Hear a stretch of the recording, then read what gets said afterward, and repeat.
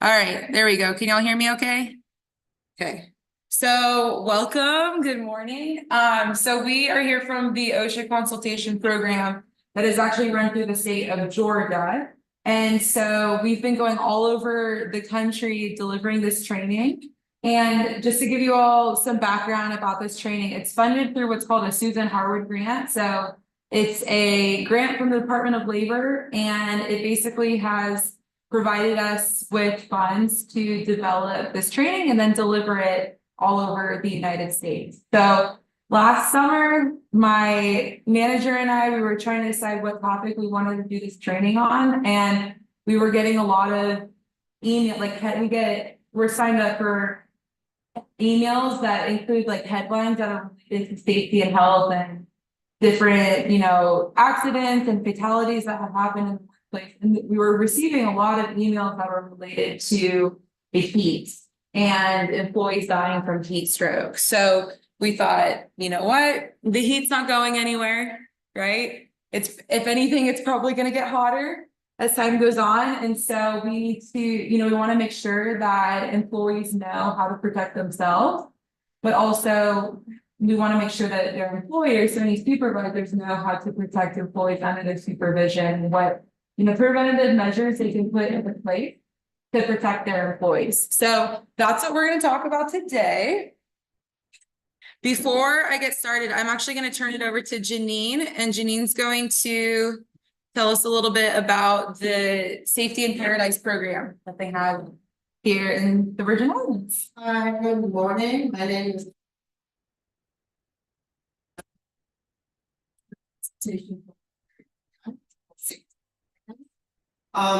if you are not familiar with it, you can learn a little bit as we go along, but basically the consultation program offers free advice and guidance on how to be compliant to OSHA within the workplace. And so today's topic on trust and within the workplace fits right in. So how you can manage the or how to manage illness within the workplace with yourself, with your employees, or with people. We have consultants that want to try and come they're not here right now, but they should be on their way. And if you want to look up what we do and know a little bit more and inquire about safety and paradise for your organization, you can find it on the web at safety.uvi.edu or on Instagram at UVI Safety and Paradise, and on Facebook, same thing, UVI Safety and Paradise. And you see a little bit more about what we cover, what we can contact us further to get the free consultation for your organization. Thank you for coming today, and I'll turn it back over to Rich. Thank you, Janine. All right, so this is basically what we're going to cover today, except we're actually not going to talk about the cold for obvious reasons.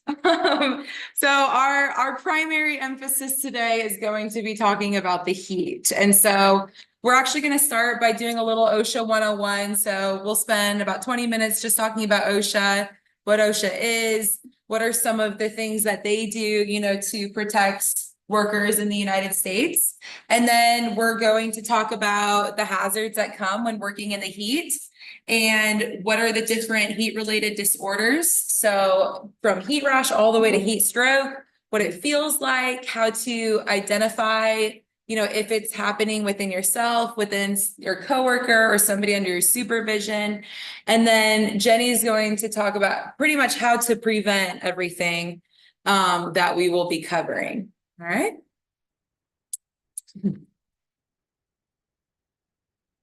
All right, so a little background on OSHA. So OSHA began in 1970. Actually, I'll even back up. OSHA stands for the Occupational Safety and Health Administration. So they're basically the United States governing body that is concerned with worker safety and health.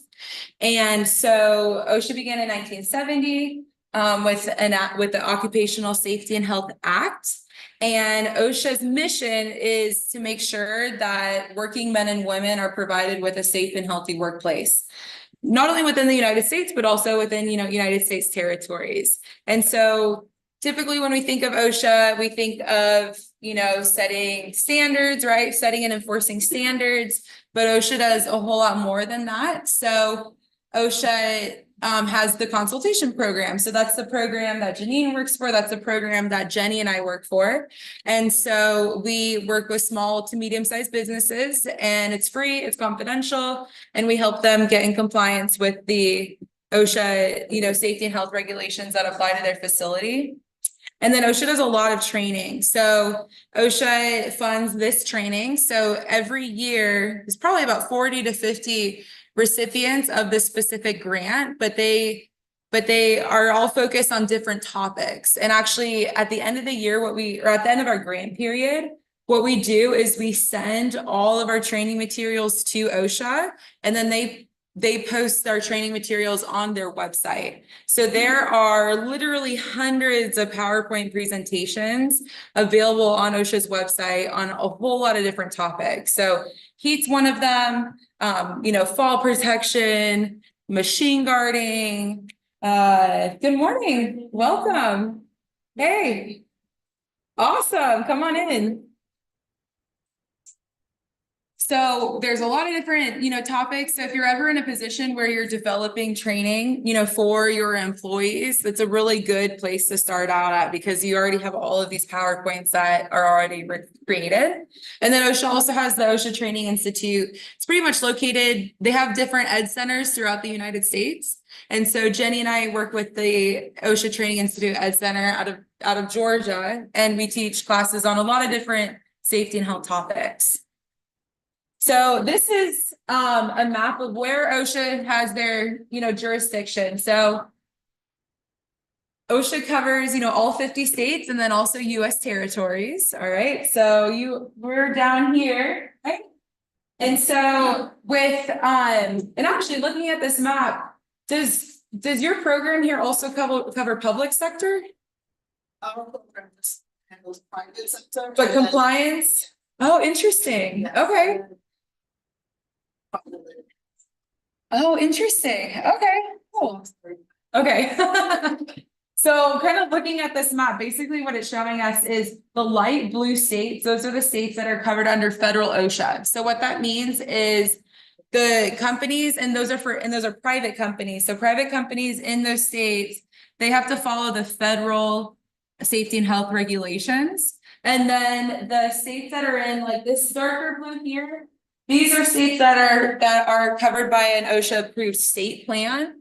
And so it's a plan that's run through the state. And with those plans, they have to be they can create their own standards basically, but their standards have to be at least as stringent as the federal standards. So to give you an example, right now, we don't have, with federal OSHA, we don't have a heat stress prevention or a heat stress standard. Last week, the Biden administration did announce that they're going to start working on that. So we don't have it yet, but for example, in California already has a heat stress prevention standard. So if it just depends on where you're at, there may be additional, requirements that have to be met depending on where a company is located. And then the darkest blue states, and then also you all at the Virgin Islands, that shows that the compliance, so enforcement with OSHA covers both private and public sector. Typically OSHA just covers private sector, but in some states and then in some territories, they also cover the public sector. All right, so under OSHA, employers have the responsibility to, at a minimum, provide a safe and healthy workplace for their employees. And they also have to perform their due diligence to correct and find any safety hazards. So if an employee, presents a concern to say like a manager, upper management, the company has to respond to that concern. And have any of you all seen this poster? Yep. So this is, a simple requirement that does have to be met in every workplace. So this poster has to be posted in an area where employees can see it. And it basically covers, worker rights under OSHA, and then also employer responsibilities under OSHA. So when it comes to workers' rights, as an employee, you have the right to a workplace that is free of any, recognized safety and health hazards. And you also have the right to raise concerns or report, any safety and health concerns without experiencing retaliation by your employer.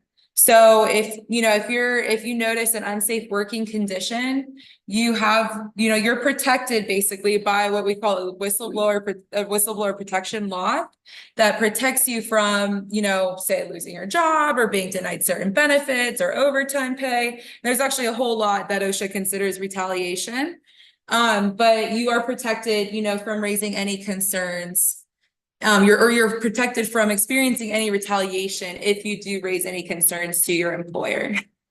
And then you also have the right to report hazards to OSHA. So, or any concerns that you have directly to OSHA without experiencing any retaliation by your employer.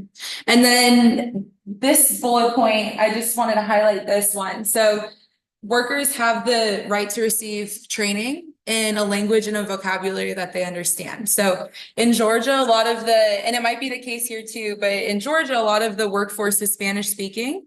And so when I go to a company, I like to interview their employees who are Spanish speaking to get an idea of what kind of safety and health training they're receiving. And oftentimes they'll say, either we didn't receive any training at all, or we received the training, but it was in English. And so then I have to go back, to basically their boss and tell them, you have to provide this training, in Spanish, because it has to be provided in a language and a vocabulary that they understand. And so it's up to the company to determine how they're going to do that.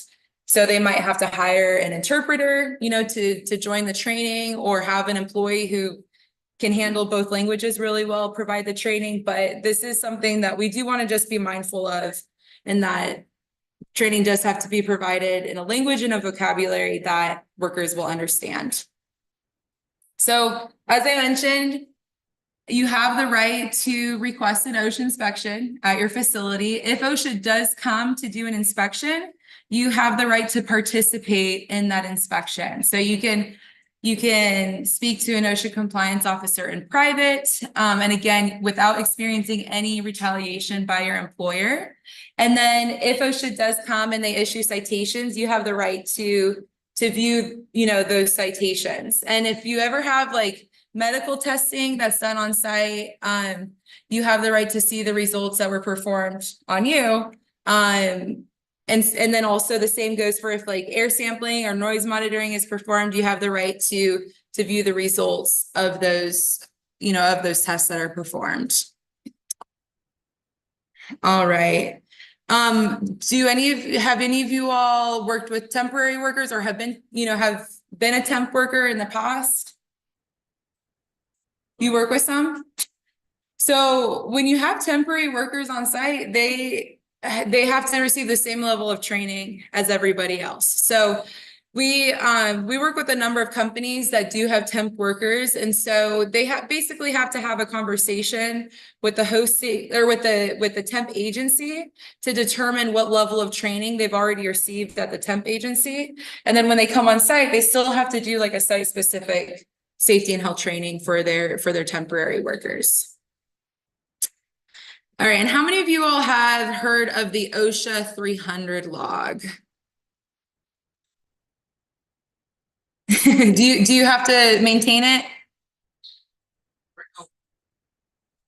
Okay. Okay. So the OSHA 300 log, it's basically, and I'll show you a picture of what it looks like. All right, so this is not very clear, but this is the OSHA 300 log. It's basically a chart that's used to document like work-related injuries or illnesses. And so not everything will go on the log, but if you have a work-related injury or illness that results in days away from work, or a job transfer or job restriction, or medical care beyond first aid, it's going to go on the 300 log. And so they have to be maintained on a calendar year basis. If you have more than 10 employees and you're within a high hazard industry, then you are required to keep the 300 log. So You know, if you're in like construction or manufacturing, landscaping, those are all going to be considered high hazard industries. And so you do have to keep the 300 log on, you know, on site, and you have to keep it maintained if you have more than 10 employees. And then I just wanted to go really quick over reporting requirements. And so this is going to be for more severe injuries. So if you had, hopefully this would never happen, but if you had an amputation, a loss of an eye, or an inpatient hospitalization and it's work related, that has to be reported directly to OSHA within 24 hours of occurrence. And if there's a work related fatality, that has to be reported within 8 hours of occurrence. And then this is just some, you know, basic information about the 300 logs. So you want to keep them on site for the past 5 years. And then basically at the end of the year, what you'll do is take all the information from this log, transfer it to what's called a 300-day summary form. That form has to be signed by the highest ranking person in the establishment. And then it has to be posted from February 1st through April 30th in an area where employees can see it. And if OSHA comes, you know, during that time period, they're going to be looking for that summary form. And here's some helpful resources. So OSHA's website has a ton of information on it. Like I said, they have all the presentations from previous Susan Harwood grant recipients. You can find the standards there. Have any of you all tried to read the OSHA standards? Sometimes they're not that easy to understand. So OSHA has e-tools for a number of their standards, which basically take like the information from the standard, and then they present it in a way that's easier to understand. And now they have a whole web page that is dedicated to heat and, you know, heat stress prevention. And so we've got like these posters over here, and you can find links on OSHA's website too. And so there's like a lot of different, you know, posters that you can use and order that can be printed out and posted in the workplace. Just kind of showing like different reminders in terms of what to do, you know, to prevent heat stress, first aid measures, you know, if somebody does have, you know, does show signs of illness. And so there's a lot of really, really good resources on OSHA's website. And then, like I mentioned, Jenny and I, we work for the OSHA consultation program at Georgia Tech. So this is our website down here. On our website, we've got templates for like all of the OSHA mandated safety and health programs. So if you're ever in a position, you know, where you need to develop programs, you know, for your workplace, we've got templates for all of the programs that are required by OSHA. And we also have a heat illness prevention plan template on there as well. All right, so we're going to start talking about the heat. OSHA has a national emphasis program right now related to heat illness prevention in indoor and outdoor workplaces. And so basically what that means is it's demonstrating that, you know, this is something that's on OSHA's radar, and they are going to be, you know, taking action to address this issue that's not going to go away, right? It's probably just going to keep getting hotter.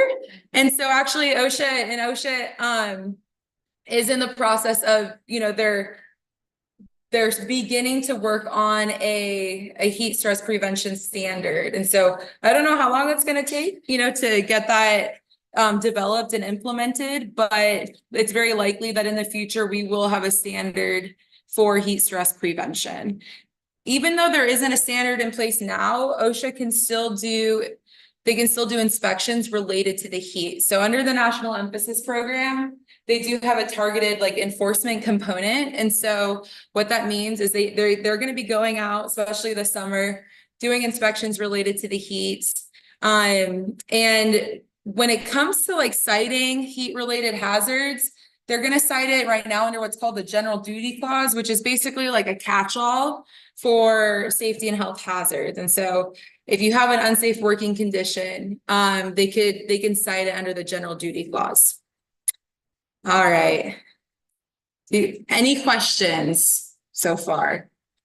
All right. So before we move on, I figured we could do introductions since we're a smaller group this morning. So just, you know, tell us your name, where you're coming from, and what your experience in the heat have been like. either in the workplace, outside of the workplace, if you've ever experienced like heat exhaustion or heat stroke, or maybe you've witnessed a coworker experience heat stroke. So we'll start with you. Women, patient, operate.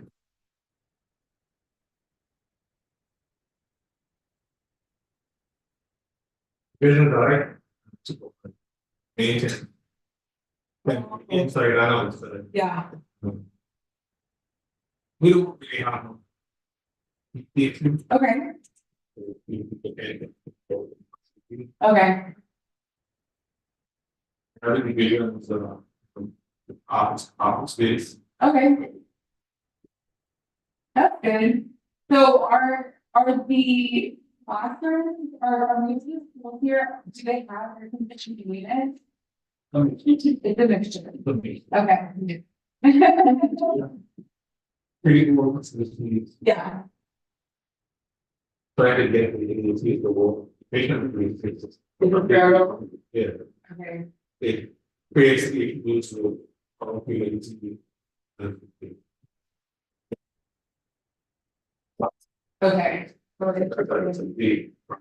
Yeah. So then it really have to respond. Yeah. Okay.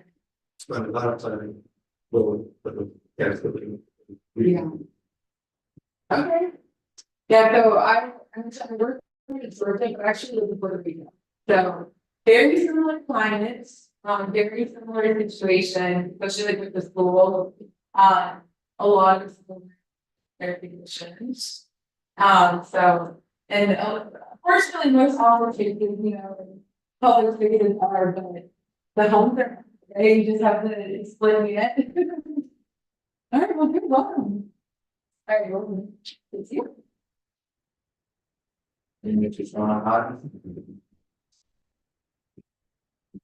What was it? Oh, West End. Oh. And what did you do there? You're a pool attendant. Oh, so you are in a clean house. It's great. So, okay, so like how long is it to be like ownership? Or between before you have to pay for it? 4 or 5. Great.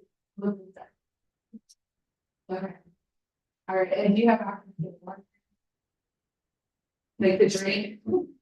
Sometimes? Okay. And have you got, like, you have felt that affects the heat? All the time? Oh, okay. I was a swimmer and I used to swim here, so I know what it's like to be out on the lake, but I was here in Washington State, so a lot of people are out there, so not quite as hot. And I was like, are you all cool with that?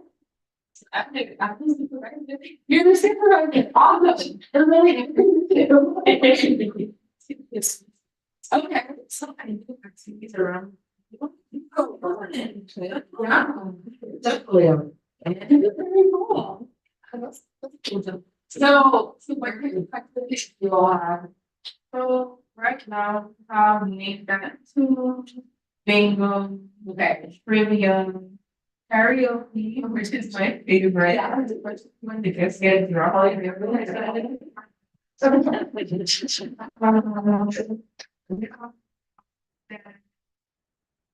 and some other that I can't remember right now. Okay, we do activities around. Okay, and I love it. Yeah, I love engaging with the guests. Okay, sometimes it gets really hot. Yeah, because on the food they have when the heat wave come up from it, it really hot. So I probably I did that, and it's because a lot of people around the food they have to hot. So I think like that as well. I've seen it many times. Employees and kids. Yeah. Wow. I believe it. It's yeah, and even like I feel like you're on vacation too, sometimes you're out of your routine. And so you're like not taking as much water as you normally drink. Like I say that. Or it's not Because alcohol definitely has an effect when it comes to like hydration and heat stress. So that, and are some of your activities in shaded areas or most of it out and sun? So we don't have a stage now, but I always put myself underneath close to the bar, so I can stay by the. Yeah. I refuse to do activities and then with. Yes. It drives me crazy. Every day. Do you want like lifeguards too? So we are. You will lifeguard? We don't have lever. Okay. Okay. Okay. Okay. Well, we're gonna talk about how we could, like, if someone's showing inside and they. With one of them, I don't know first, but they're currently first aid measures they can put into place.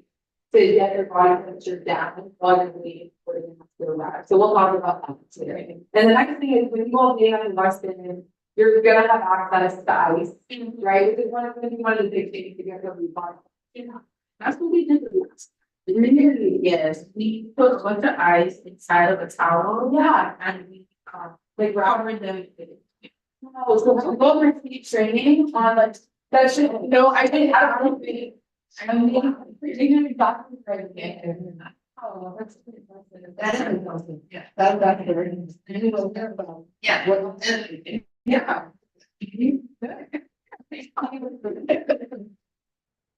And that. Working in from mountain. But also I don't know for me, I think they were doing, but they put a company with Explorer. Oh. I work with them. So we would often be down by the get so we were using native water. It wasn't too bad. We had like I just got water we found water. Okay. And we're sometimes really fun. Now, okay. I'm like in Yeah.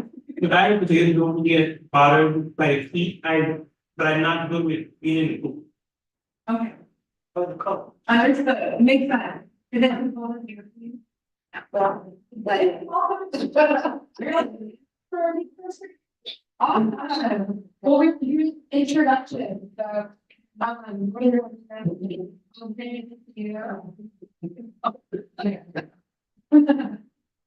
All right. All right, so actually, you're next. So you might introduce yourself, where you work, and what. I'm very like week, so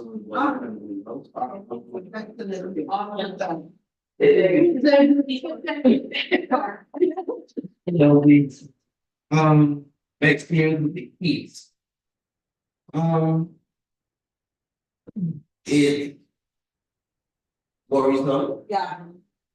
I'm bored of other staff members and teammates, even before it got really bad, just some Yeah. last year. Yeah. You know, like fainting and all the others just being exposed for often. I know what's on we had for a while, just even just an head with me, Yeah. you know.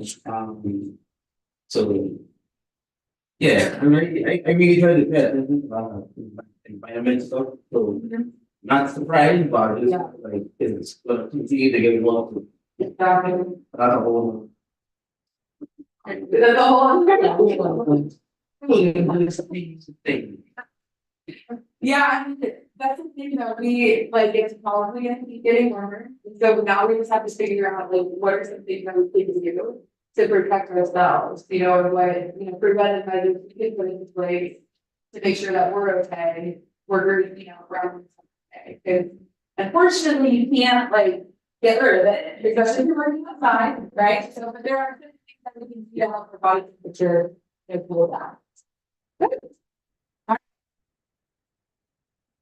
We agree working in the heat, but not so much in the cold. We're gonna talk a lot about the need for our bodies to get acclimated to the environment that we're working in. So the good thing for you all is that I imagine most people are from environments. So you grow up in the heat, right? And for the most part, it's probably a lot of practice, like the best at the West End.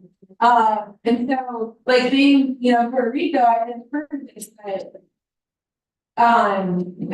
it sometimes you have life with heat stress situations with people who are from that area where it's not all the time.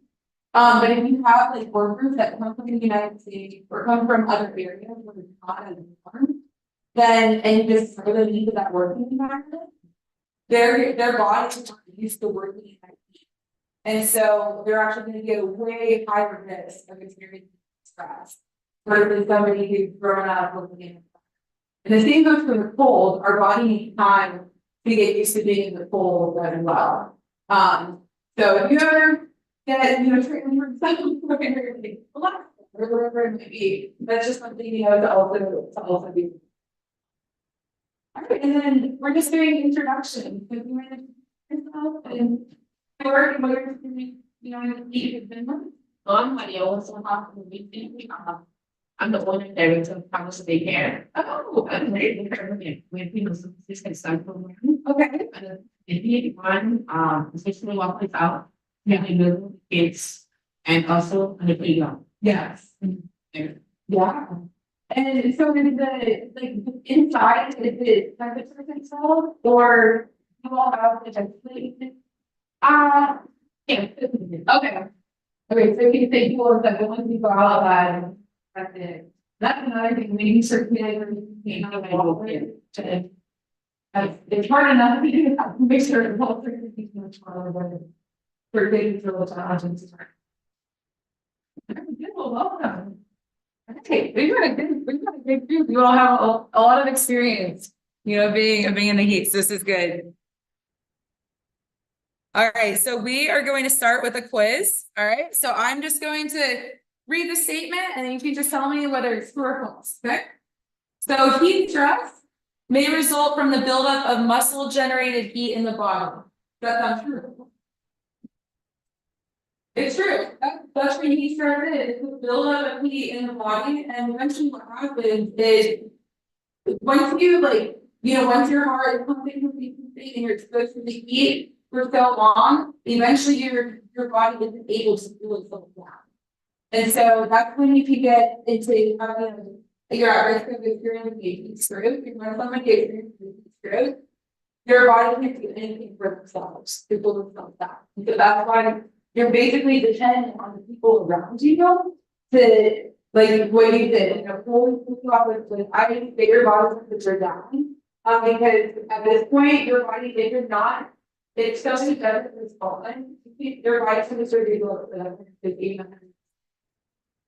and not very good because it's not able to cool itself down. So that's why it's so important that we know to look out for. If somebody is showing signs of a heat stroke, and that first we call 911, but then also we know exactly how to respond while we're waiting for the people to arrive. All right, the time to drink water is when you are thirsty. Is that true or false? That's good. Right, by the time by the time we're thirsty, we're probably already somewhat dehydrated, right? We've probably all heard that, I remember my mom, we want to make sure that we don't need to thirsty, but that we're gradually drinking water, throughout the day. All right, what's the most important thing that we should know about preventing heat stress? So we've got water, shade, breath, or all three are important. Pretty good, right? So we want you to remember anything water, shade, breath. Okay. You can have shade and breath, but if you don't have water, right, you're still gonna get risk of dehydration and you're still gonna be at risk of experiencing heat stress. Right? Or you can have water and shade, but if you're not taking time to let your body cool down, again, you're still gonna be at risk of experiencing heat stress. And then how about the evaporation of sweat is the most important way our bodies get rid of heat. It is true. Yeah, so when we're sweating, that's like our body's mechanism of getting rid of heat, which is why being here when it's humid, it feels a lot hotter and it's harder for us to cool down because the atmospheric moisture is so high. Is that interesting? So That's why it feels a lot hotter, like if it's 85 degrees here, but it's also 85% humidity, it's gonna feel a lot hotter than 85 degrees in Arizona with like 10% humidity. Right? But Arizona gets way hotter, 125 there in the summers. All right, how about over 70% of those who suffer heat stroke die?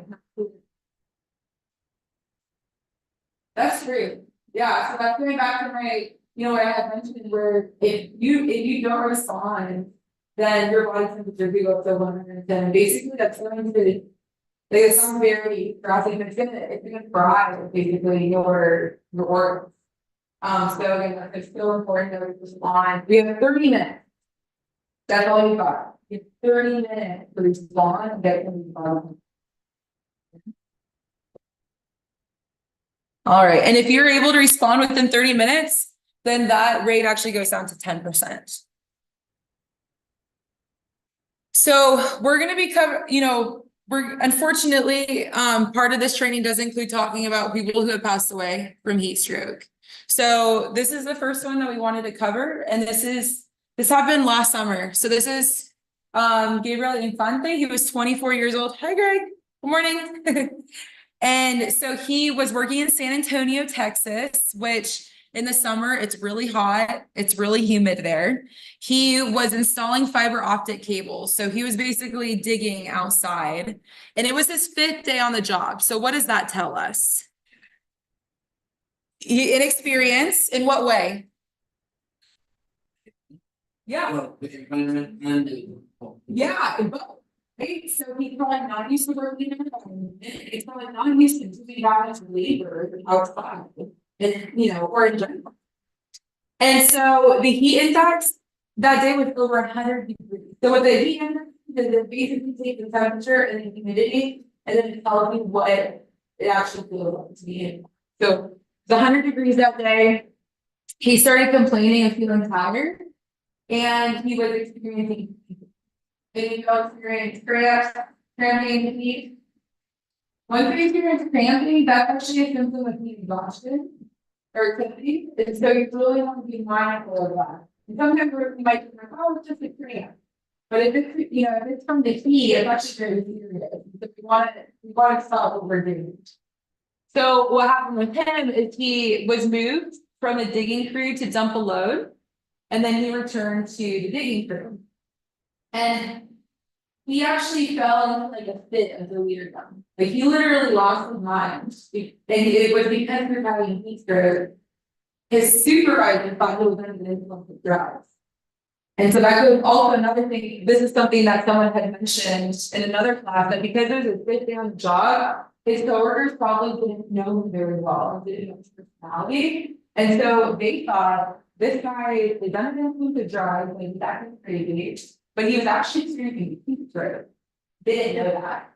And so he thought that his coworkers were going to attack him. So he lunged out one of his coworkers, hit his head, and not doing he got taken to the ER.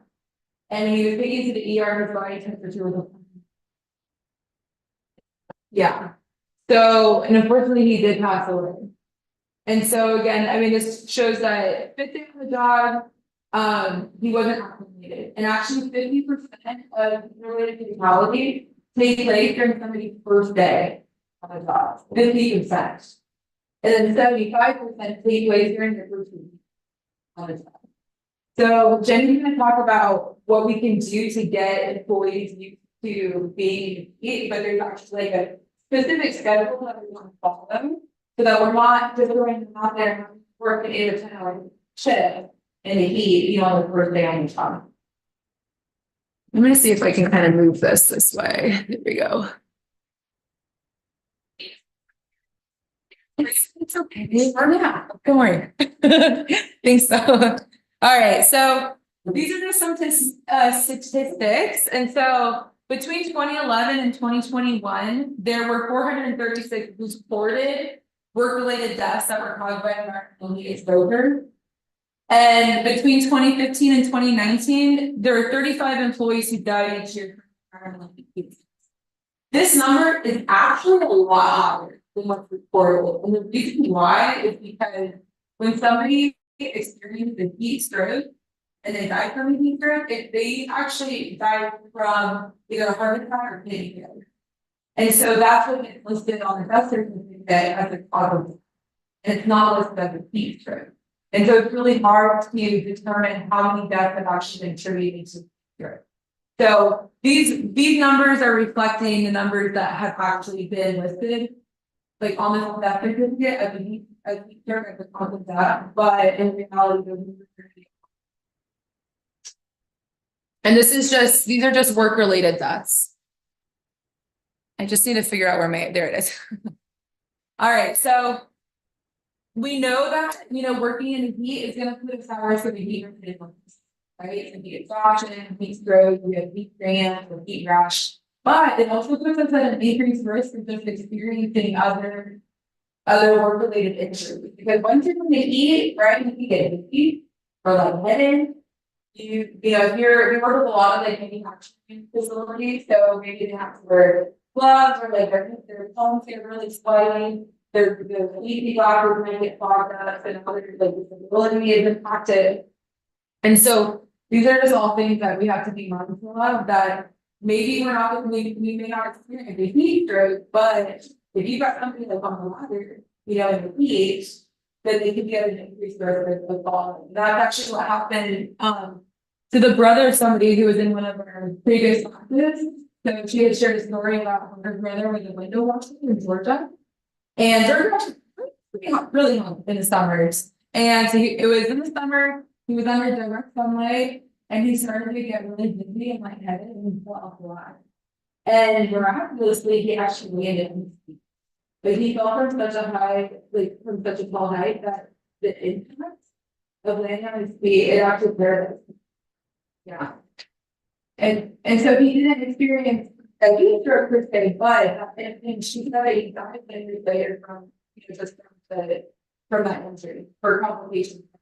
So it still put us at an increased risk, of falls, or there's a whole lot of injuries that we could experience, especially when you got workers who are dealing with machinery or they're already in dangerous situations.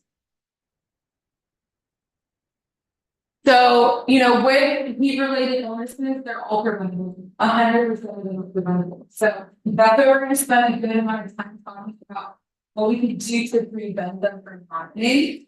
So as long as we've got certain measures in place, we can prevent it from happening in the workplace.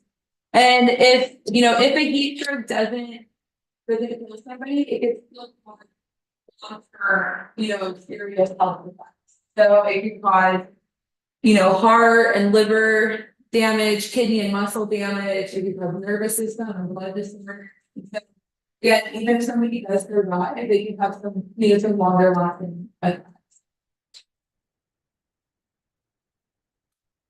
All right, so have any of y'all seen the colors and showing the heat? So this is from the CDC's website. And basically what it's telling us is the number of heat-related emergency room visits per 100,000 visits on that day. So this is for July 24th. So when I was putting this together, I was like, what's like a very typical hot, typically very hot day. So July 24th seems pretty hot. So basically what it shows us is, if you look at these, like this area, right? So it's a darker kind of green color over here too. That's where it was over 100 degrees that day, and that's where we're seeing the highest number of heat-related ER visits. So Texas, you had 681 per 100,000. Las Vegas area, Arizona area, over 1,000. We actually did a heat stroke class. Our colleague did one on Monday in Las Vegas. And they were saying it was like 120 degrees there. And it is drier, but 120 degrees, like that wouldn't be fun. I'm looking at it Right now? right now. Yeah. And there are exclamation points over the Washington State area, Really?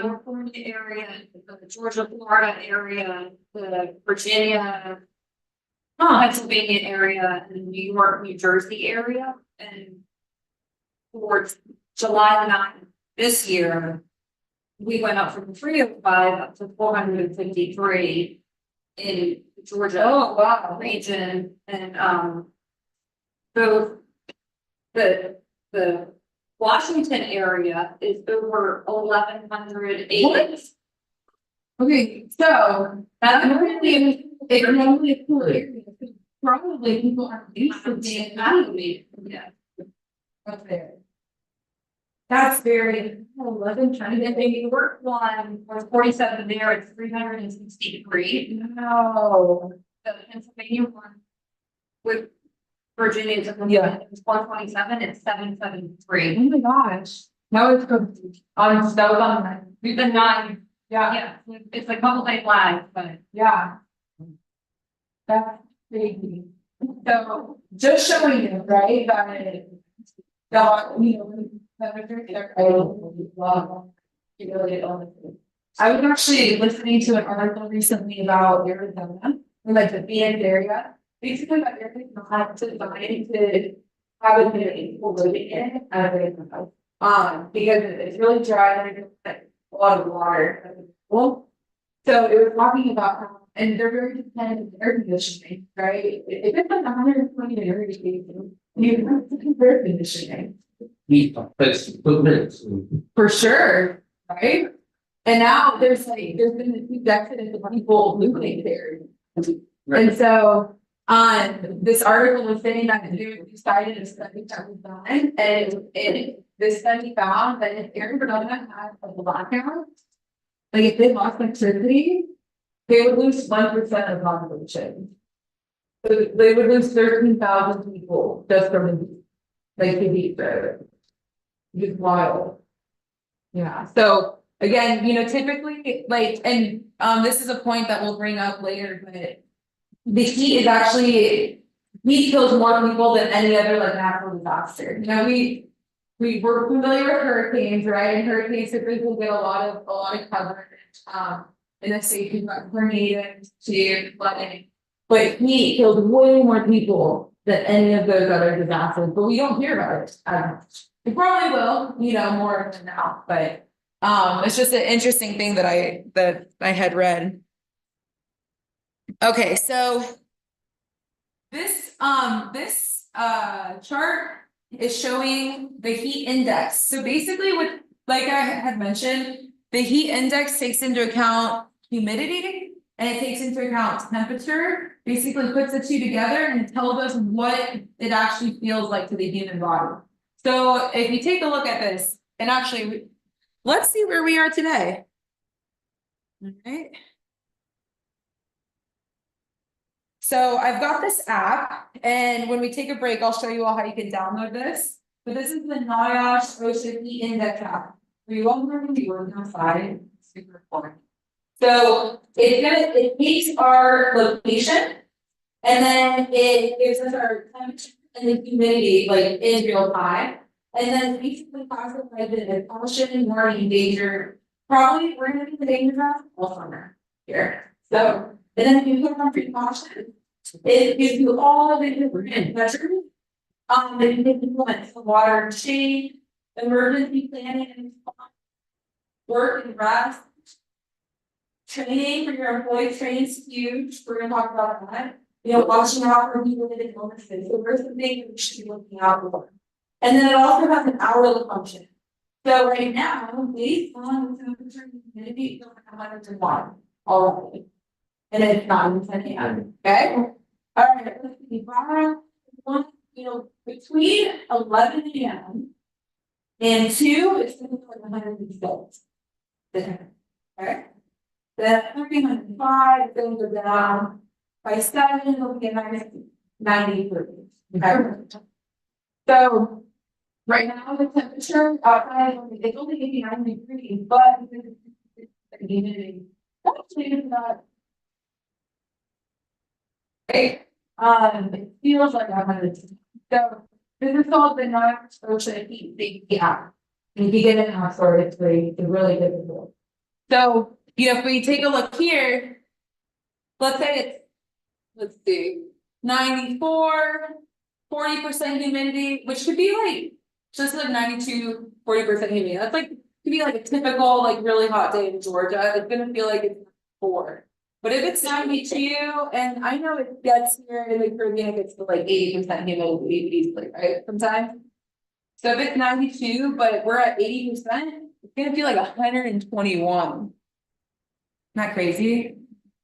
So this is really what we want to go off of, is what the heat index is. Because as there's more humidity in the air, it's gonna actually feel hotter to our bodies.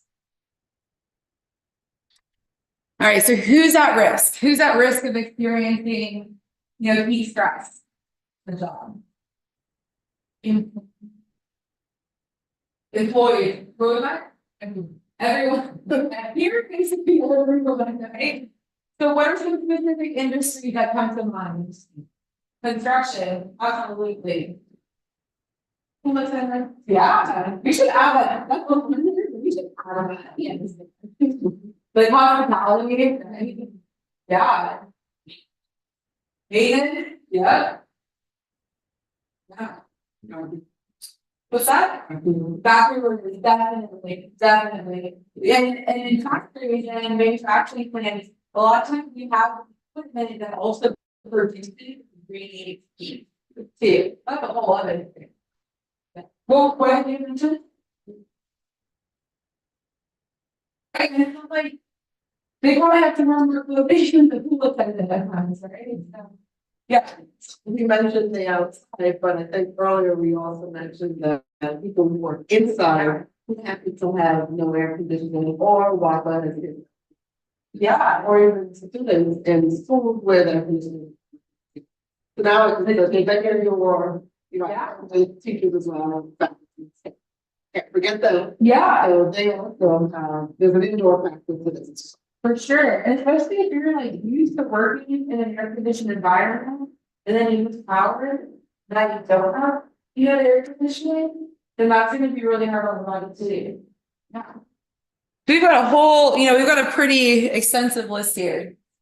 I mentioned construction, right? If you're working out on the road, I don't know if I could have been, they work on the road at night. For this reason. Well, probably to avoid traffic and also. Because it's so hot, if you're like running outside, that's hot.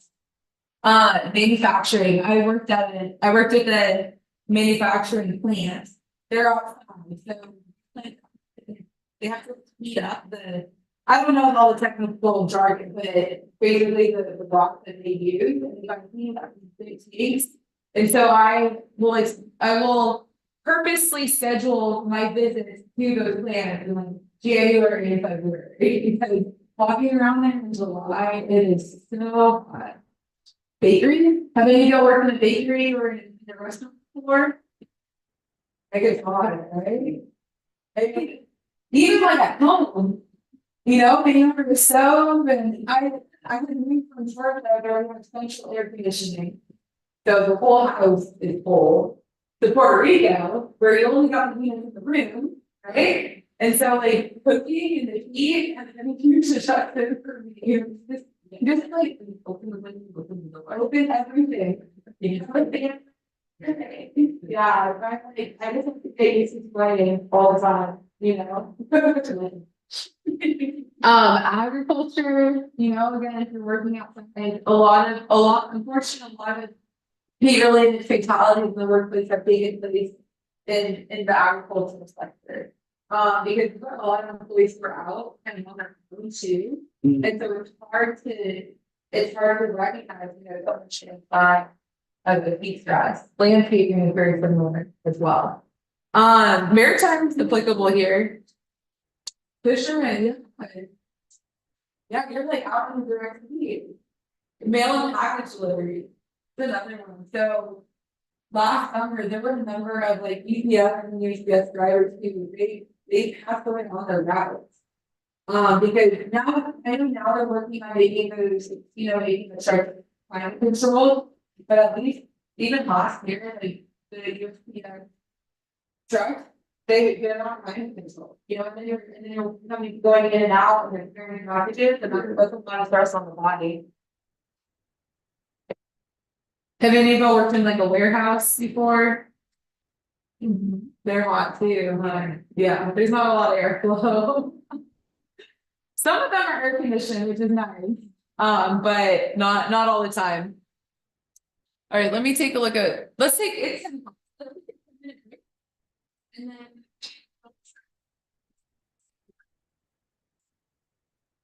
The bathroom is back there. And then there's water, there's snacks, you can help yourself. For these forms, this form, we're gonna use information on this form, to send you your qualification certificate. So include the name that you want on your certificate, and then also the mailing address that you want the certificate back to. And then the last two forms you're gonna fill out at the end of the class. Okay? And then I don't think you signed it. All right, we've got a sheet right here.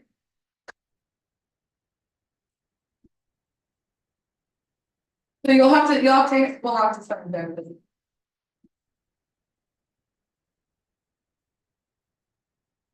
I'm just gonna check Zoom, make sure we're good here.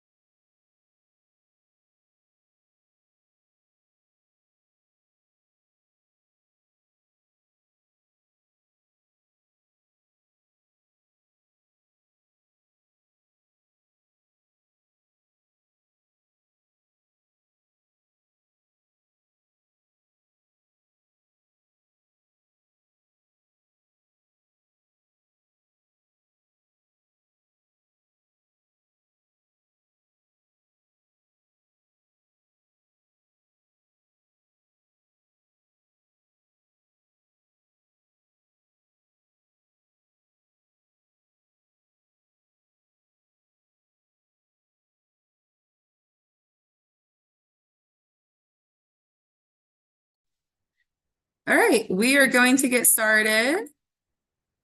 So welcome to those who have joined us on Zoom. We are going to start talking about heat stress now, okay? All right, let's see here. All right, so first we're going to cover how the body cools down. So there's basically two main ways.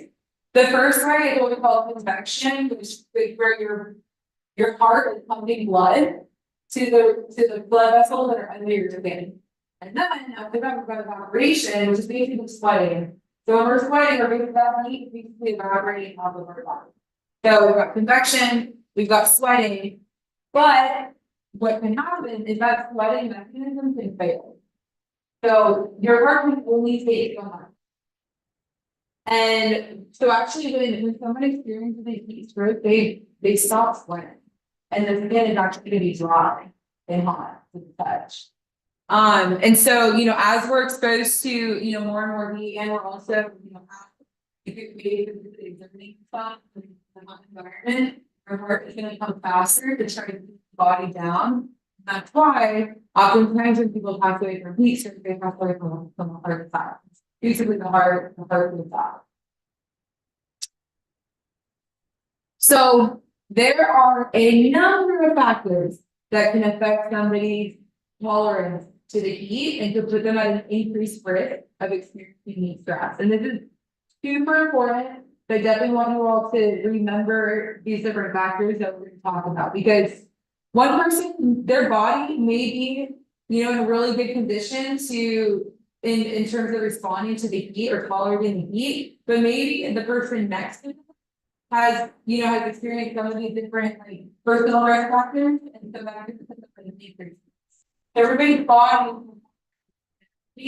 depending on their health, their overall health, if they have certain health conditions, but also behavioral factors. So alcohol consumption, caffeine consumption, that's going to put us at an increased risk of experiencing heat stress.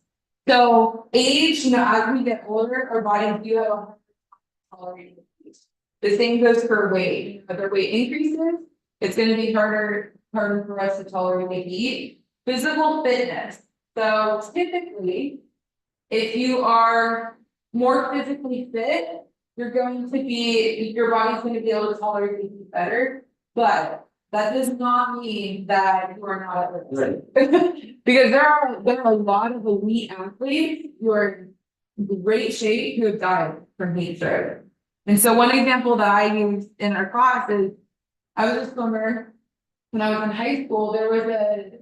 He was an open water swimmer, world class, he was a professional. So he would swim in oceans and lakes. And typically open water swimmers swim really long distances, with 10,000 meters, 20,000 meters, it's crazy. And his name was Frank Crippen, and he died from the heat stroke while he was racing. And he was racing in I think it was Dubai. And it was a really hot day, the water temperature was really hot outside. And so he was in like the best shape of his life, but he still, because of the stress, like, everyone who's physically, Right. it affected the whole, it was a really hot environment, and probably didn't just couldn't handle it. Adjusting to the hot environment, right? So something to keep in mind, you know, if you've got workers, say you've got people who are coming to the state and working for the summer, you know, at the hotel, or you've got a lot of guys who are coming from colder areas, right? Their bodies aren't gonna be used to the heat, like maybe your bodies are used to the heat. And so we need time to get adjusted to the hot environment. I'm from the Seattle area, so it's actually not hot there. I guess it is now, according to the map. Having heat. They're having heat wave, it's probably only like 85 degrees, but that's really hot, you know, for there. So I'm from Seattle, so in Seattle, we don't have air conditioning in the homes, at least the older homes don't. And if it's like 80 degrees, everybody goes to the mall to like be in air conditioning, like 80, maybe even like 75, like, we don't tolerate the heat well, okay? And so I went to college in New Orleans, Louisiana, which in the summer is a very similar climate to here, right? It's hot most of the year, they're very.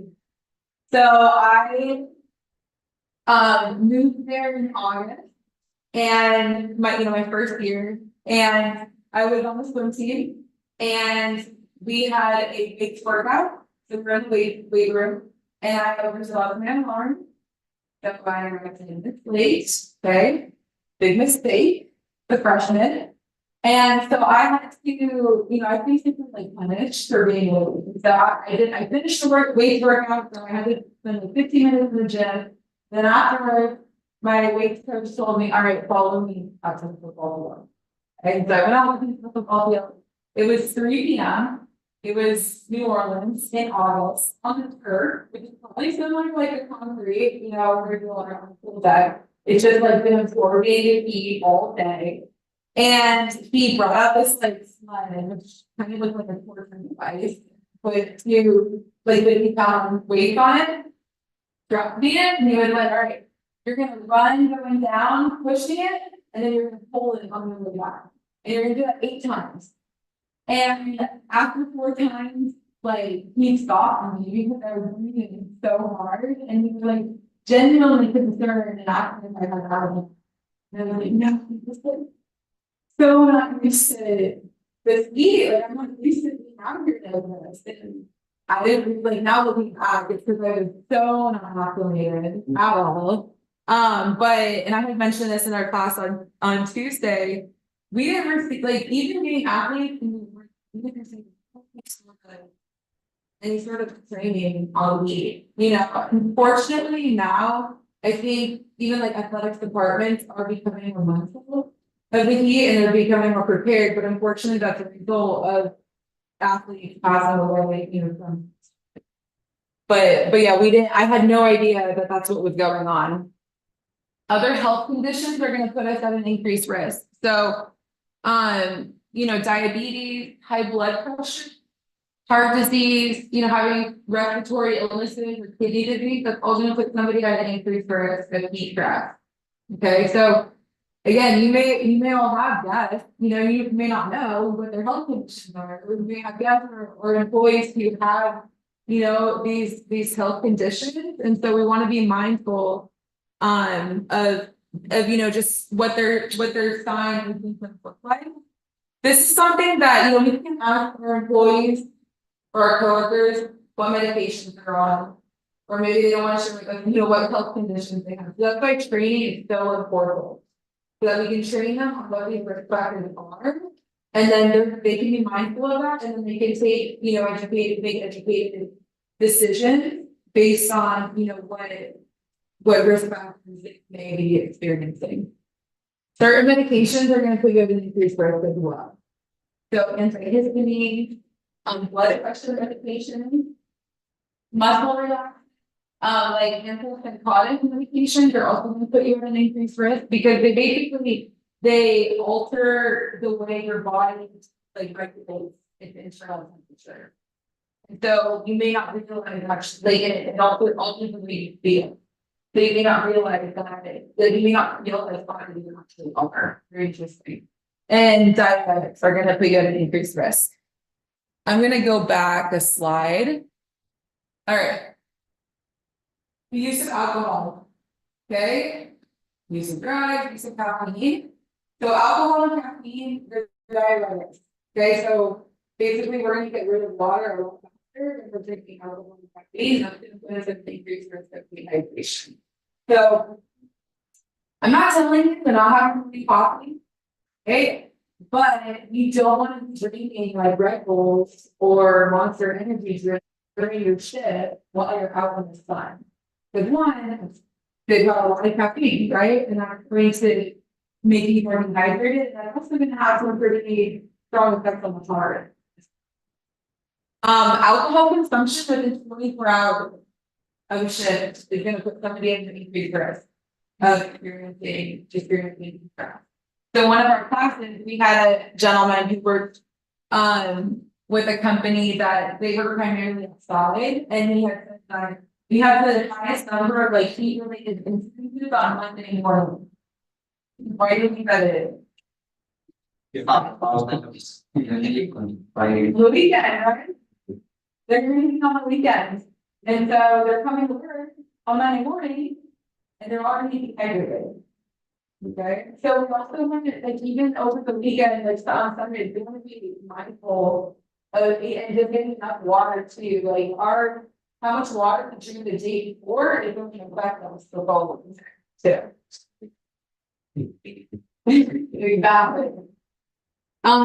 Certain clothing, like certain materials, obviously are going to either, you know, they're going to be moisture wicking or not. Like all your things will work, you know, when it comes to the heat. We wanna wear materials that are going to actually be moisture wicking and breathable. We work with a lot of industries that their employees have for personal protective equipment. So, you know, hard hats, respirator, suits, that's all gonna put a lot more stress on the body. And then, let's see here, what are some other characteristics? Pregnancy, I'm 6 months pregnant, and I do not tolerate the heat like I used to. I have to take a lot of breaks. The history prior heat illness too, so if you've experienced like heat exhaustion or heat with hot, I think heat exhaustion, then we go to increased risk of experiencing it again. So I'll actually take a moment to share my personal experience. So I was a swimmer, right? And my 3rd year in the university, we had our championship swim meet. So it's like at the end of the season, we were working for the whole year. The week before, I had babysat a child who was sick, and I got norovirus from her, which is basically like throwing up, you know, for 24 hours. It's awful. So you lose a lot of fluid. And so I was like severely dehydrated with that. And so my mom was a nurse, and she was like, listen, you need to go to the doctor and you need to ask for an IV. Because that's pretty much the only thing that's gonna help you with this. Because I had practice the next day up until this week. So went to the doctor didn't want to give me an IV. So he sent me home with some electrolyte beverages, and he just asked me to rehydrate on my own. So, you know, I followed his orders. I consumed those beverages. They don't taste good. They're super salty, right? And so I was okay for some time. Welcome. And so, and then, you know, then somebody comes up 5 days later. And I was a long distance runner, so I swam longer races.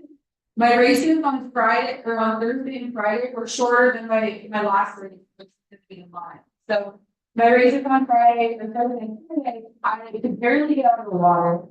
Everything was spinning. I was done. I had no idea what was going on. I didn't realize I was just sick the week before. I just thought maybe I didn't hear well, I didn't shower, you know, that's where my mind was. And so, but then the night before, my mind, I was so scared because I was thinking, if I feel that way, after these races, how am I gonna feel after the mile, which is 3 times faster than all the races that I've done so far. So the mile 66 length was a pool, and but I tried to forget about how I felt, right? We had a meeting with our team right before the last session, and the coach was like, "Wait, you can run your team, you can zero, and all the training you've been doing." So like that's where my mindset was like, okay, like I gotta do this. So another thing that was kind of making this the perfect storm was that my team had a tradition of chugging a Starbucks double shot, right? Every week. All right, so you have a lot of caffeine, like in our it has a lot of caffeine in my system because I had already had 2 the day before, right? And now I'm like chugging the double shot. And my body already like really predisposed to because of my legislative being way out of whack. So, I dive in. The first day actually 40 laps, I did and then after about 40, I started to get hooked, and then my mom started to get, and I just like, according to my teammates, they said I just looked like a block, moving through the water. And the last thing I remember is like feeling like I was breathing through a straw. Like I just couldn't, like when I was trying to breathe, I just like, could not get enough air into my lungs. And I was at the, like, if this is the pool, I was on the end lane and my team was right here. So they were watching the stop. And instead of like wanting to breathe, my face completely blue. And I ended up blacking out. And I kept swimming miraculously. Like I kept moving through the water. I wouldn't even call it. I touched the wall. The good thing is that because it was like a championship study, they were keep on with that. So they recognized that something was wrong. And so they were right there behind the lane, like when I touched the wall. And when I touched the wall, I did come out, like they were able to grab my favorite, like pulled me out of the backboard. They pulled me out of the backboard and they gave me oxygen. And then they brought me back to like a boiler room or some room in the back of the pool. And they just like bumped ice all over. So they actually, fortunately, they did recognize what was going on. And I remember like hearing voices, but I couldn't see anything. And I didn't even feel the ice. Like I don't like all I remember is hearing voices. So they dumped ice on me, and which is pretty much what you want to do when someone's experiencing a heat stroke. Like you're just gonna do whatever you can using what you've got on hand to get their body temperature. So then after that, I don't know how long I was back there. They took me to the ambulance. They gave me 2 liters of fluid. And within 1.5 to 2 hours, I started to be able to see again and kind of regain consciousness in terms of like understanding what was happening. And then I was okay after that. I had like for about a week, I felt really weird. Like I was really sensitive to light, to noise. But I didn't know that that's what was happening. And we realized now it was a heat stroke because even after they had pulled me down, when they took my temperature in the ambulance, it was 104. So I don't know, we don't know what it was like when they pulled me out of the pool, but basically my body was just completely overheating. And then it's so cool, they're not even that hard. The competition pools, they're actually really cool. But because I was like physically exerting myself so much, like probably never would have ever knocked in my life. And I had all that caffeine, and I was super sick the week before. Like that was really big. And so it was just like the perfect storm. And so that's the reason why like this topic is so important to me. And that's why training is so important, and just being aware of other things around us, and we can recognize what's going on. So we've talked about this, right? The buildup of heat in the body, heat stress is the buildup of heat in the body that can't be removed by natural mechanisms. So when we say natural mechanisms, that's convection, so our heart pumping blood, right, to the rest of our body, and evaporation. So that sweating, basically sweating that heat off. And it's a result of two things. So it's a result of our internal heat that's generated from our body, so just from moving, basically, and being alive. And then the external heat load from our work environment. So these are some different like behavioral cues that we want to look out for. So hand limb shaking, decreased productivity or increased absenteeism. So I mean, there could be a number of reasons why someone is not as productive. But if you're working in the heat, right, and you're just recognizing that your coworker is impacting like the moment too, or they've got awkward postures, right? So they got their hands on their knees and they're just trying to like compensate for fatigue and catch their breath. It's a good indication that they're probably experiencing some heat stress. So we're going to go through these different heat stress disorders and what they look like, how they feel, and how to respond to them. Have any of you experienced heat rash? Yeah? Yeah, all the time? What does it feel like? Is it itchy, is it burn? Yes. Yeah. Yeah. It's super uncomfortable, right? Yeah. It's like probably the least severe, I think like stress disorders, but it's still pretty debilitating. It's just like so uncomfortable. Basically what happens with heat rash is like the sweat ducts from the skin get blocked just from all the moisture, like from sweating, and then it causes inflammatory reaction. And it looks like this. So they're like little bumps and they're raised. Sometimes they have like fluid in them. And the times that I find it is like on my face, my neck, my chest, or especially like elbow area. And that's typically where you're gonna see it like breaking out. And the reason why they call it prickly is because once you like break out and then you start sweating again, it feels like you're spinning on fire. It's like this prickly sensation, super uncomfortable.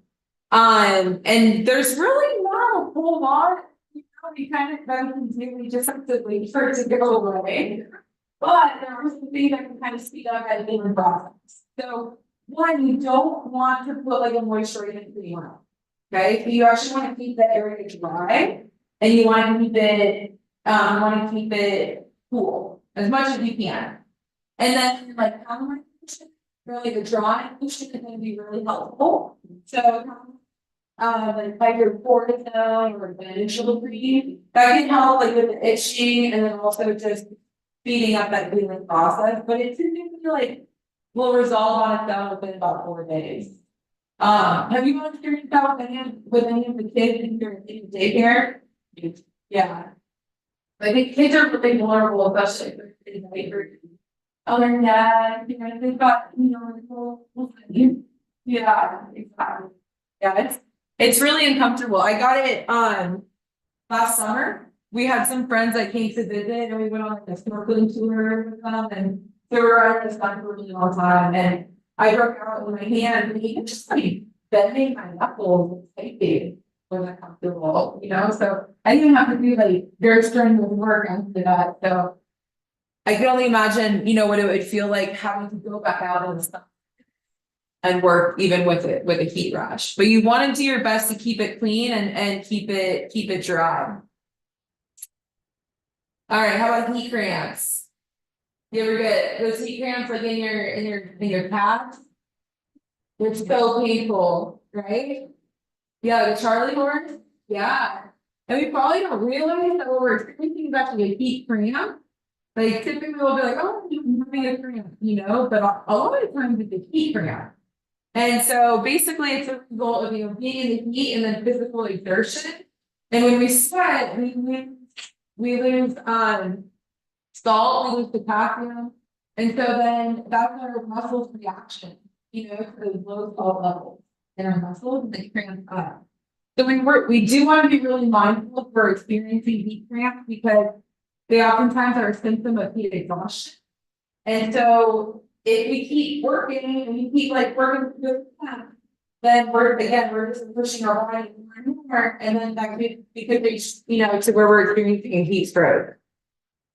So, you know, if you do experience a heat cramp, you want to stop what you're doing. You know, try to find a cooler place, right? And you actually want to stop any strenuous work for 3 hours after the cramp subside, which is a long time. It's a long time. Drink water, have a snack, have, you know, have some electrolytes as well. But we don't want to return back to work because at this point we're already in exhaustion, so we don't want to shut on even further. You know, doing gentle stretches are gonna help us, you know, just with the pain relief. You want to seek medical attention if, you know, if the person who's experiencing a heat cramp has heart problems, if they are on a low sodium diet, or if their cramps don't subside within an hour, right? And this is, I'm gonna mention something that I'm gonna bring up a lot. When I say like seek medical attention, don't just ask them to go like to urgent care. If you have somebody that's showing like these symptoms, you never want to leave them alone. Okay? And the reason why is because they're already under, you know, they're experiencing heat stress, and it could keep progressing. And so we don't want to leave them alone.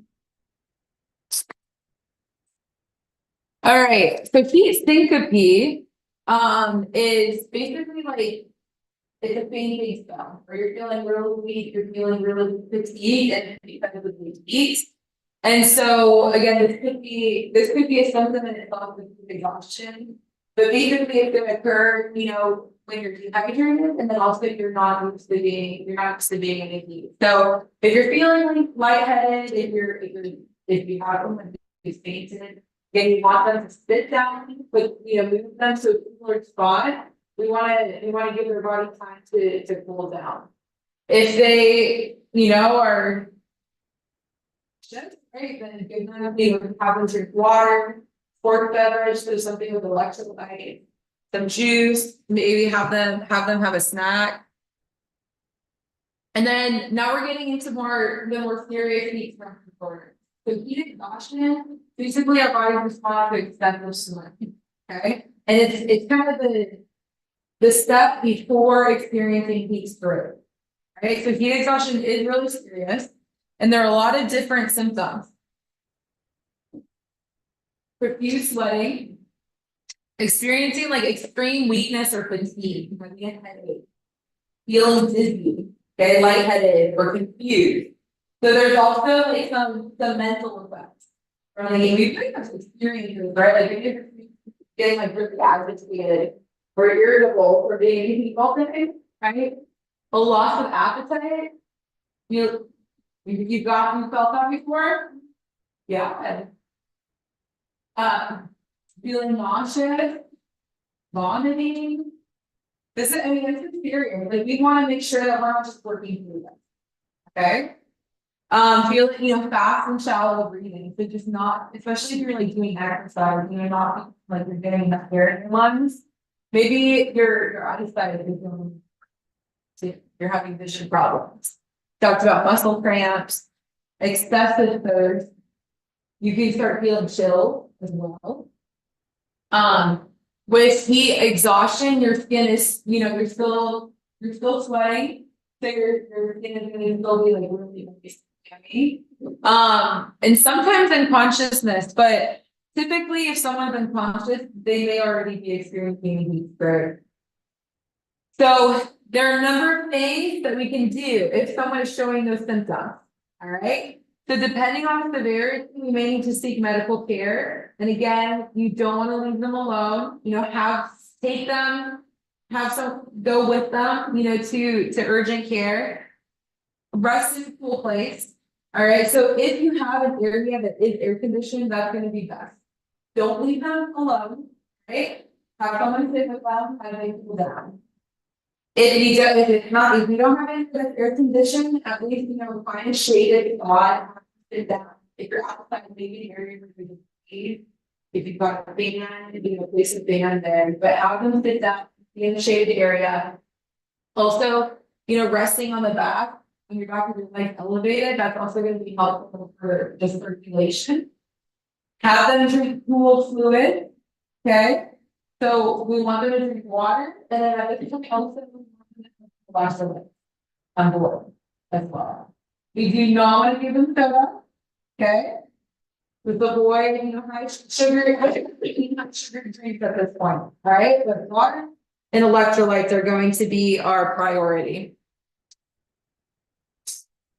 And then there are some other things that we can do to help cool the body down at a faster rate. So if you've got access to a full shower, have them sit under that running water, okay, like cold water.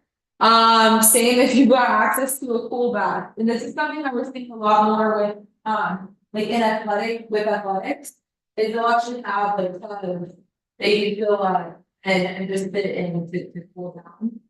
That's not an option.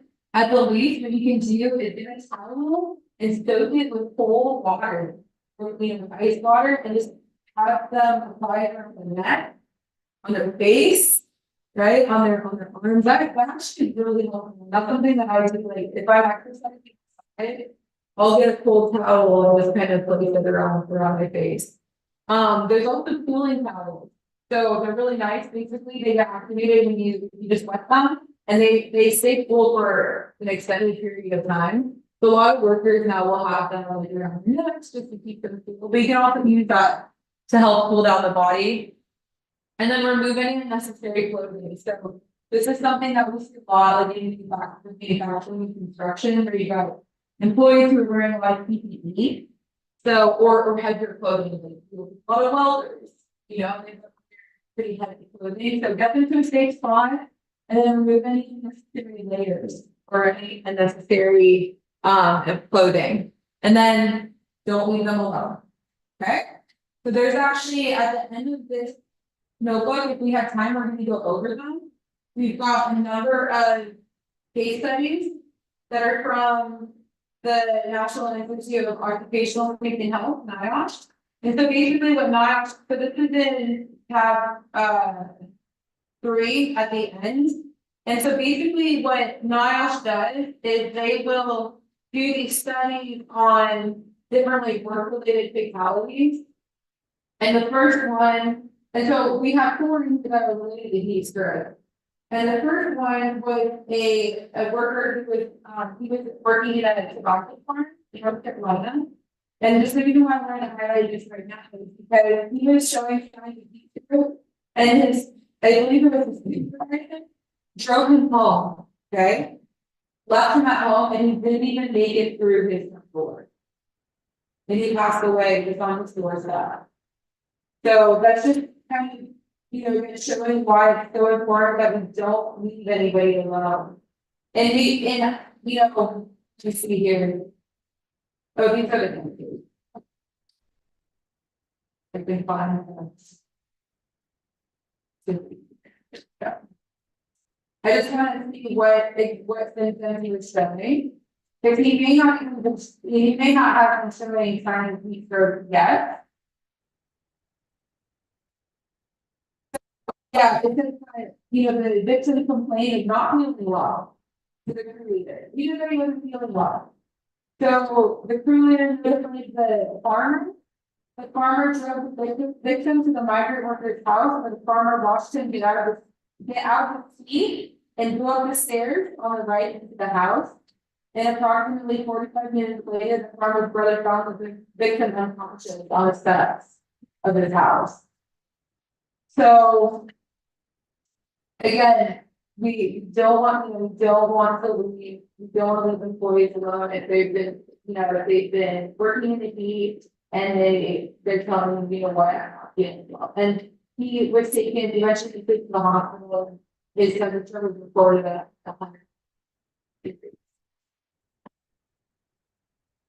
All right, and then next we do have heat stroke. Okay, so heat stroke is definitely the most serious related disorder, right? And as we had mentioned, it occurs when your body is unable to cool itself down.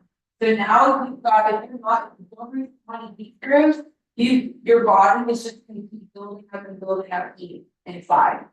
Okay? And so because of that, if someone's experiencing heat stroke, your body temperature could rise to 106 or higher within 10 to 15 minutes.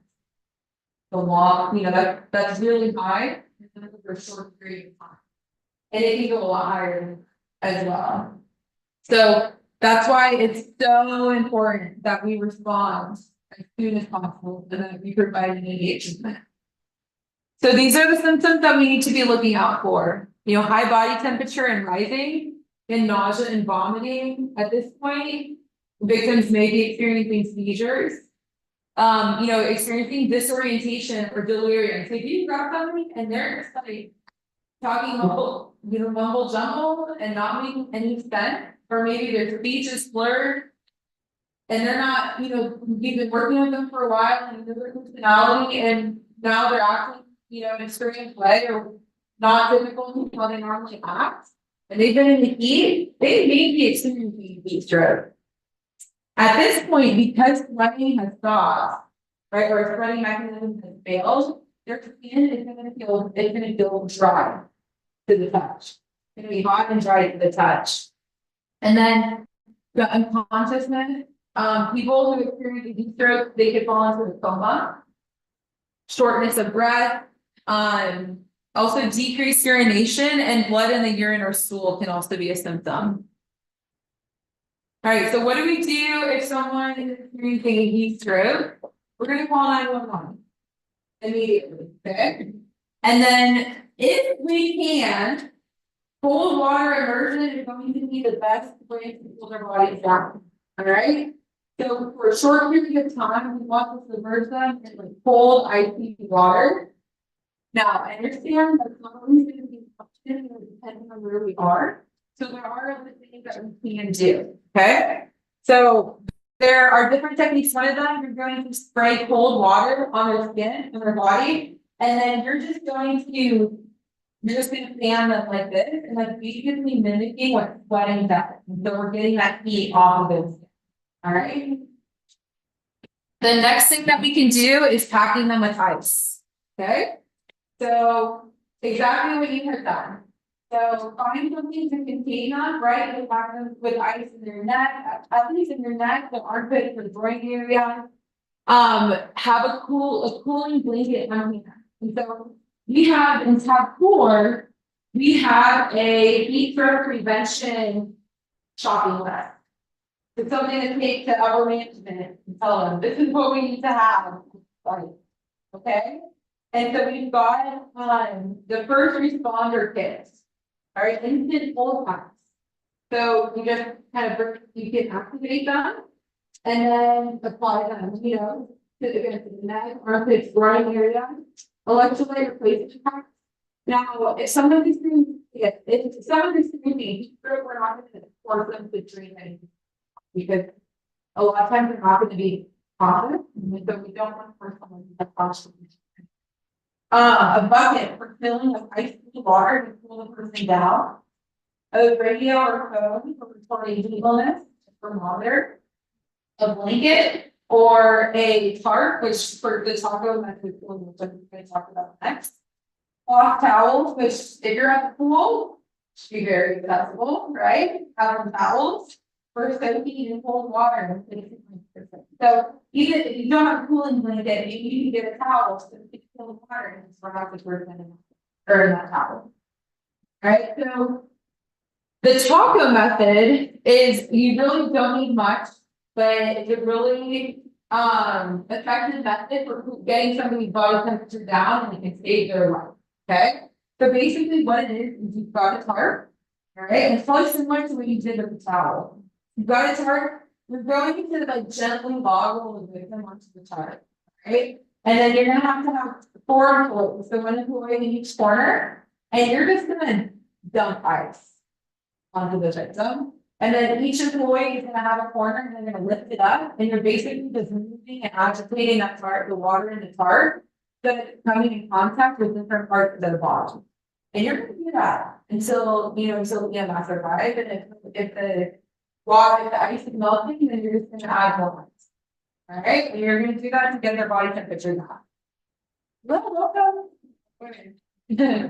So again, you have less than 30 minutes to make an impact, right? So I would say, seeing tool can acquire some tooling when you get or a start, and just when you have new employees, train them on where the ice is located and train them, on these different techniques too.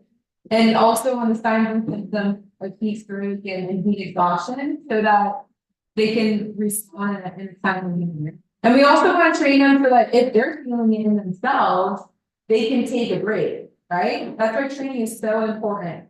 So training them on what it feels like, what it looks like, and letting them know, like, hey, these are nauseous, right? This is, take a break in this area. Don't feel like we need to keep going. Notify your supervisor, have somebody join you and let your body cool down. Okay? Take a break, all right? We do not need to keep, the story will be okay, it just, we don't need to push our bodies anymore, all right? Okay, so we're gonna do a quick activity, and then we'll take another break.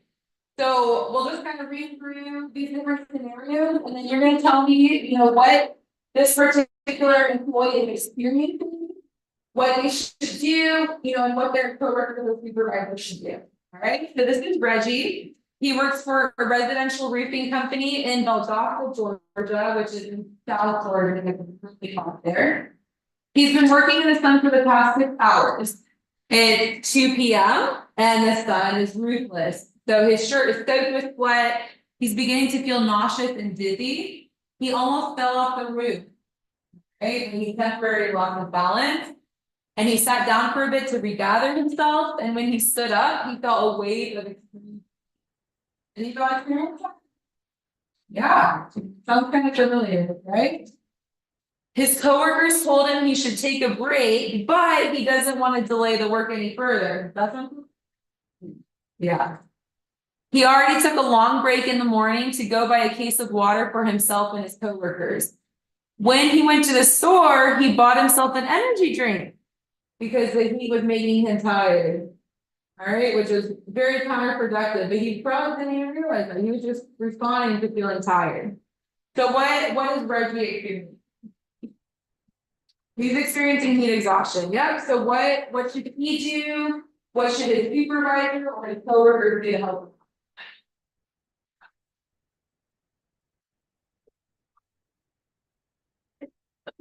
him? Yeah. Yeah. Yeah. Yes. Yes, exactly. So I would say get him up to the roof safely, right? We don't want him to be directly under the sun. And we want to move him to a shaded or cooler area. And yeah, it shows the importance of like the supervisor being on board, right? And communicating with them. It's okay. Like actually, I'm forcing you, to take a break. Okay. And have him rehydrate. Have him drink water. Hopefully they've got, at least like some Gatorade, on site. But at this point, he's been sweating for a while, so he's gonna need some electrolytes for. And then I would say don't have him, I would say don't even have him return to work right now. Just let him take, rest and let his body. Good. All right, this one's a little bit longer. So this is Hallie. She's an intern for a waste management company that has been tasked with the hazardous waste removal of an abandoned hospital in southern Mississippi that was severely damaged from a hurricane. It's her first day working on this project. On the way to the hospital, her coworker drives her to an industrial supply store to buy a half-mask respirator and a Tyvek suit. The half-mask respirator, you want to look like the cartridges?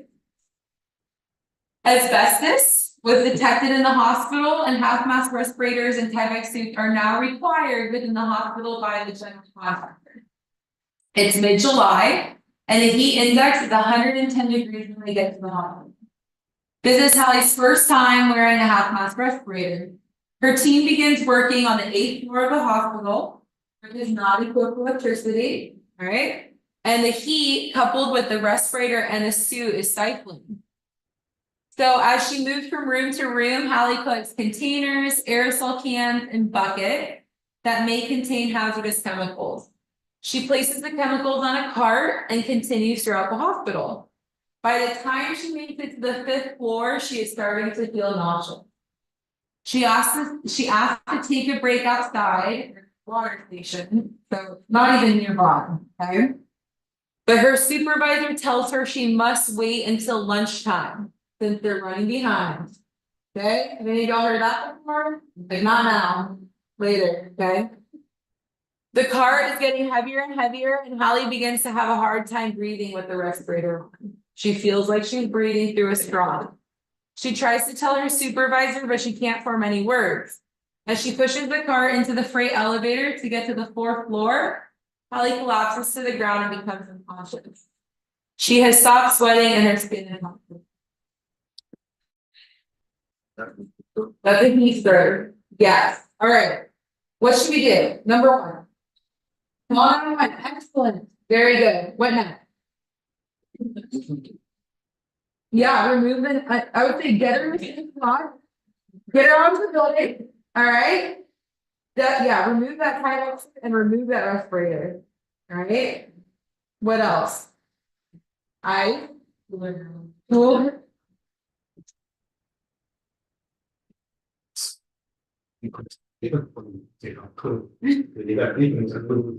Yeah.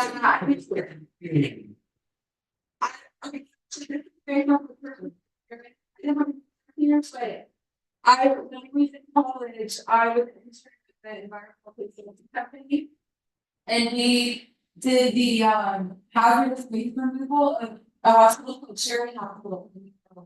They've been abandoned for like 10 years at that point after Hurricane Katrina. And this is exactly what we're doing. And there were a lot of OSHA violations here. They drove me to Granger, which is an industrial supply store, on the way to the hospital. They picked up a respirator for me and they said, put this on. All right, there's a lot in specific before you have to and we were there at 2 p.m. in July, moving around the hospital, did not have electricity, it was so hot. I was okay, but I remember the water station was outside. There was just one, and there were a lot of contractors on that site. There was just one of the buckets with the little cups. So the thing is that apparently the asbestos wasn't as much of a problem as they made it seem. So in this particular, but you bring up a really good point. Like if they're in like hazmat, response. Yeah, I mean, it makes it a little more complicated. Yeah, depending on the level of, exposure, if you want to make sure that they're not going to be exposed to something that could make them really sick. But we also want to do everything we can to cool her down as soon as possible. You all have mentioned ice, right? So I'm hoping there's ice there, at least like some cool water, right? But we're just going to do whatever we can to get her body temperature down. So hopefully there's a tart, maybe some ice, do a taco method, or at least wrap her with some cold towels, right? And wait for EMS to arrive. Or you got one more. So this is Leonard. He recently began working for an industrial bakery that manufactured waffles. I based this one off of the places I've been to.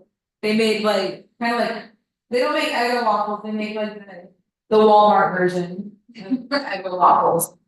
So it's his 3rd day on the job and he's been assigned to work in the griddle room, which is equipped with industrial griddle that cook the waffles. This room is really hot.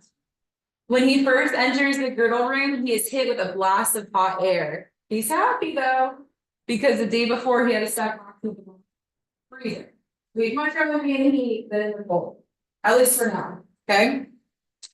So he needs to wear beard and hairnet, which is very typical, and gloves, very typical of food manufacturing, to prevent contamination of the waffles.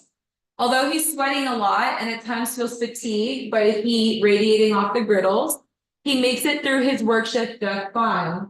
However, the next morning when he wakes up, he discovers raised bumps on his hands, arms, neck, and face.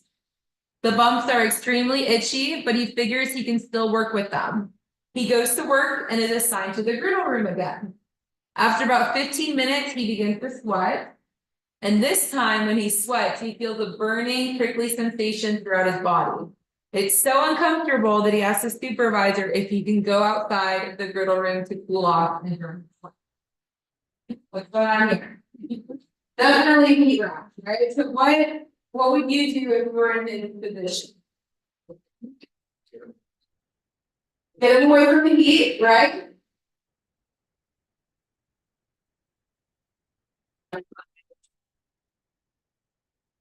Yeah, so we're gonna dry out the area.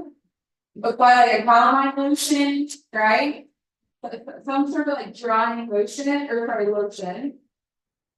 And this is complicated, like this, I'm hoping his supervisor is gonna work with him. And not have to go back in this area at least for some time. And he may be more susceptible than somebody else in the heat rush, so he may need to be like permanently placed somewhere else. And so I'm hoping that they'll understand. Yeah, this is a 2 day thing. Yeah, One day and the next day you'll go with them. Exactly. and it's probably gonna take a few days for it to go down. So we don't want him to go back in the summer. Is that a acclimation? Yeah, Yeah. definitely. Could People, be. even full thing before. Yeah. Exactly. Yeah, so even like the skin, probably just didn't used to being, and then with the glove on top of that, like, all that moisture. Yeah. Yeah.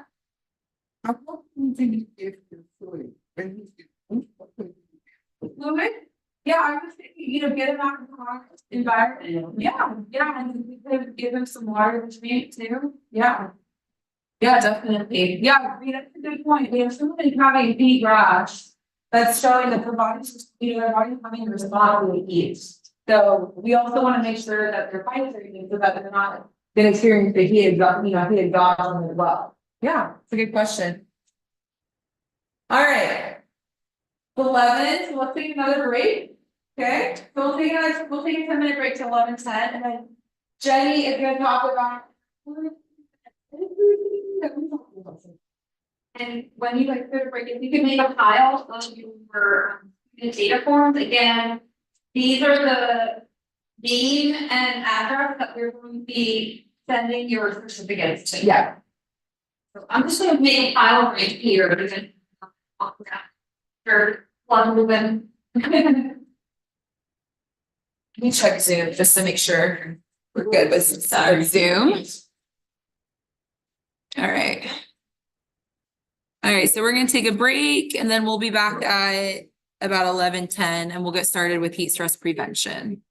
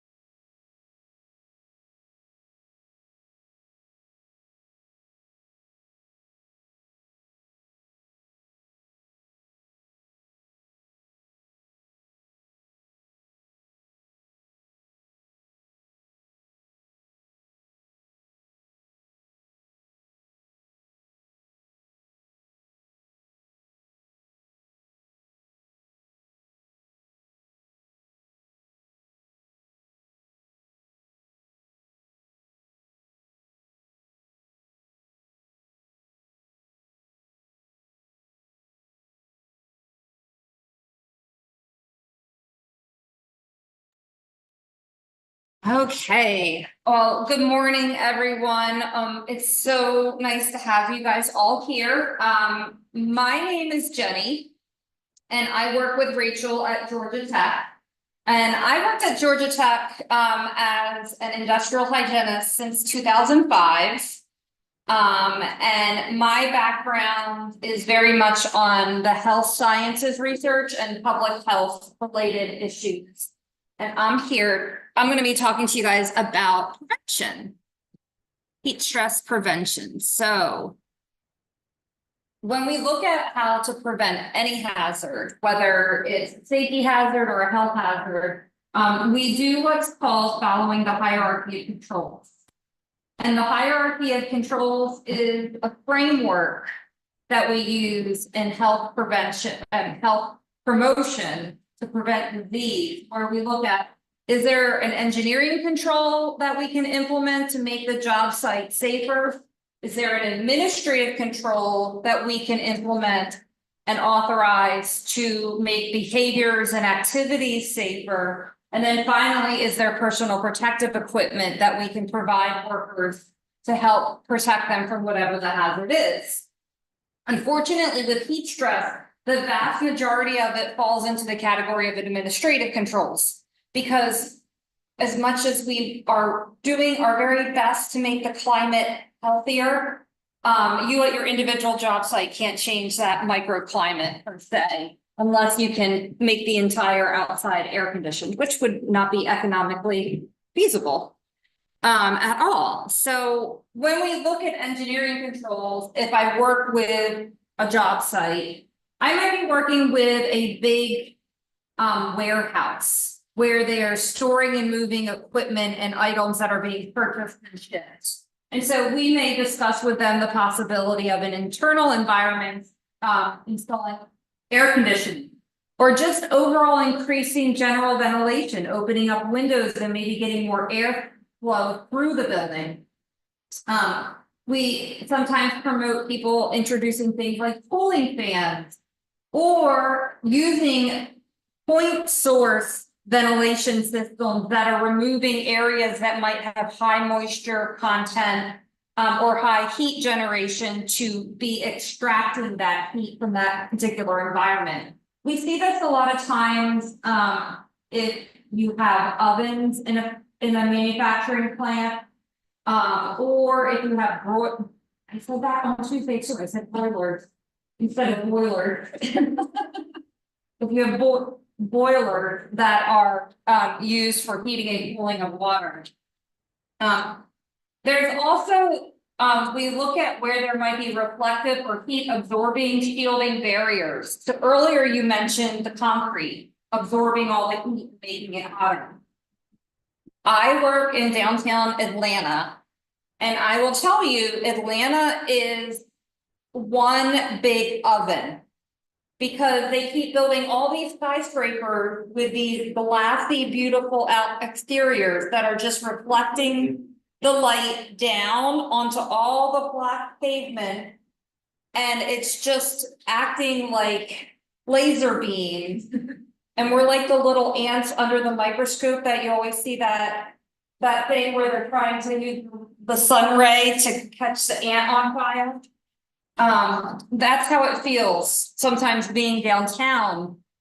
And so we look at things like, are there reflective surfaces that are increasing that heat? Is there a way that we can insulate those hot surfaces to make sure that they are not impacting the workers? Misting fans, which I learned on Tuesday, will not work down here because the humidity is so high. But in areas where there's lower humidity, you can actually use like a fine cool mist to help lower the temperature in an environment. And then is there a way that you can get equipment to do the job instead of a person doing the manual labor, so that you're not using the physical work that you're doing? And then finally, any way you can reduce humidity. And I know you mentioned in the school system, like it's this catch-22 where you're trying to balance humidity and all the moisture that's brought in. And then the ventilation systems themselves can become petri dishes.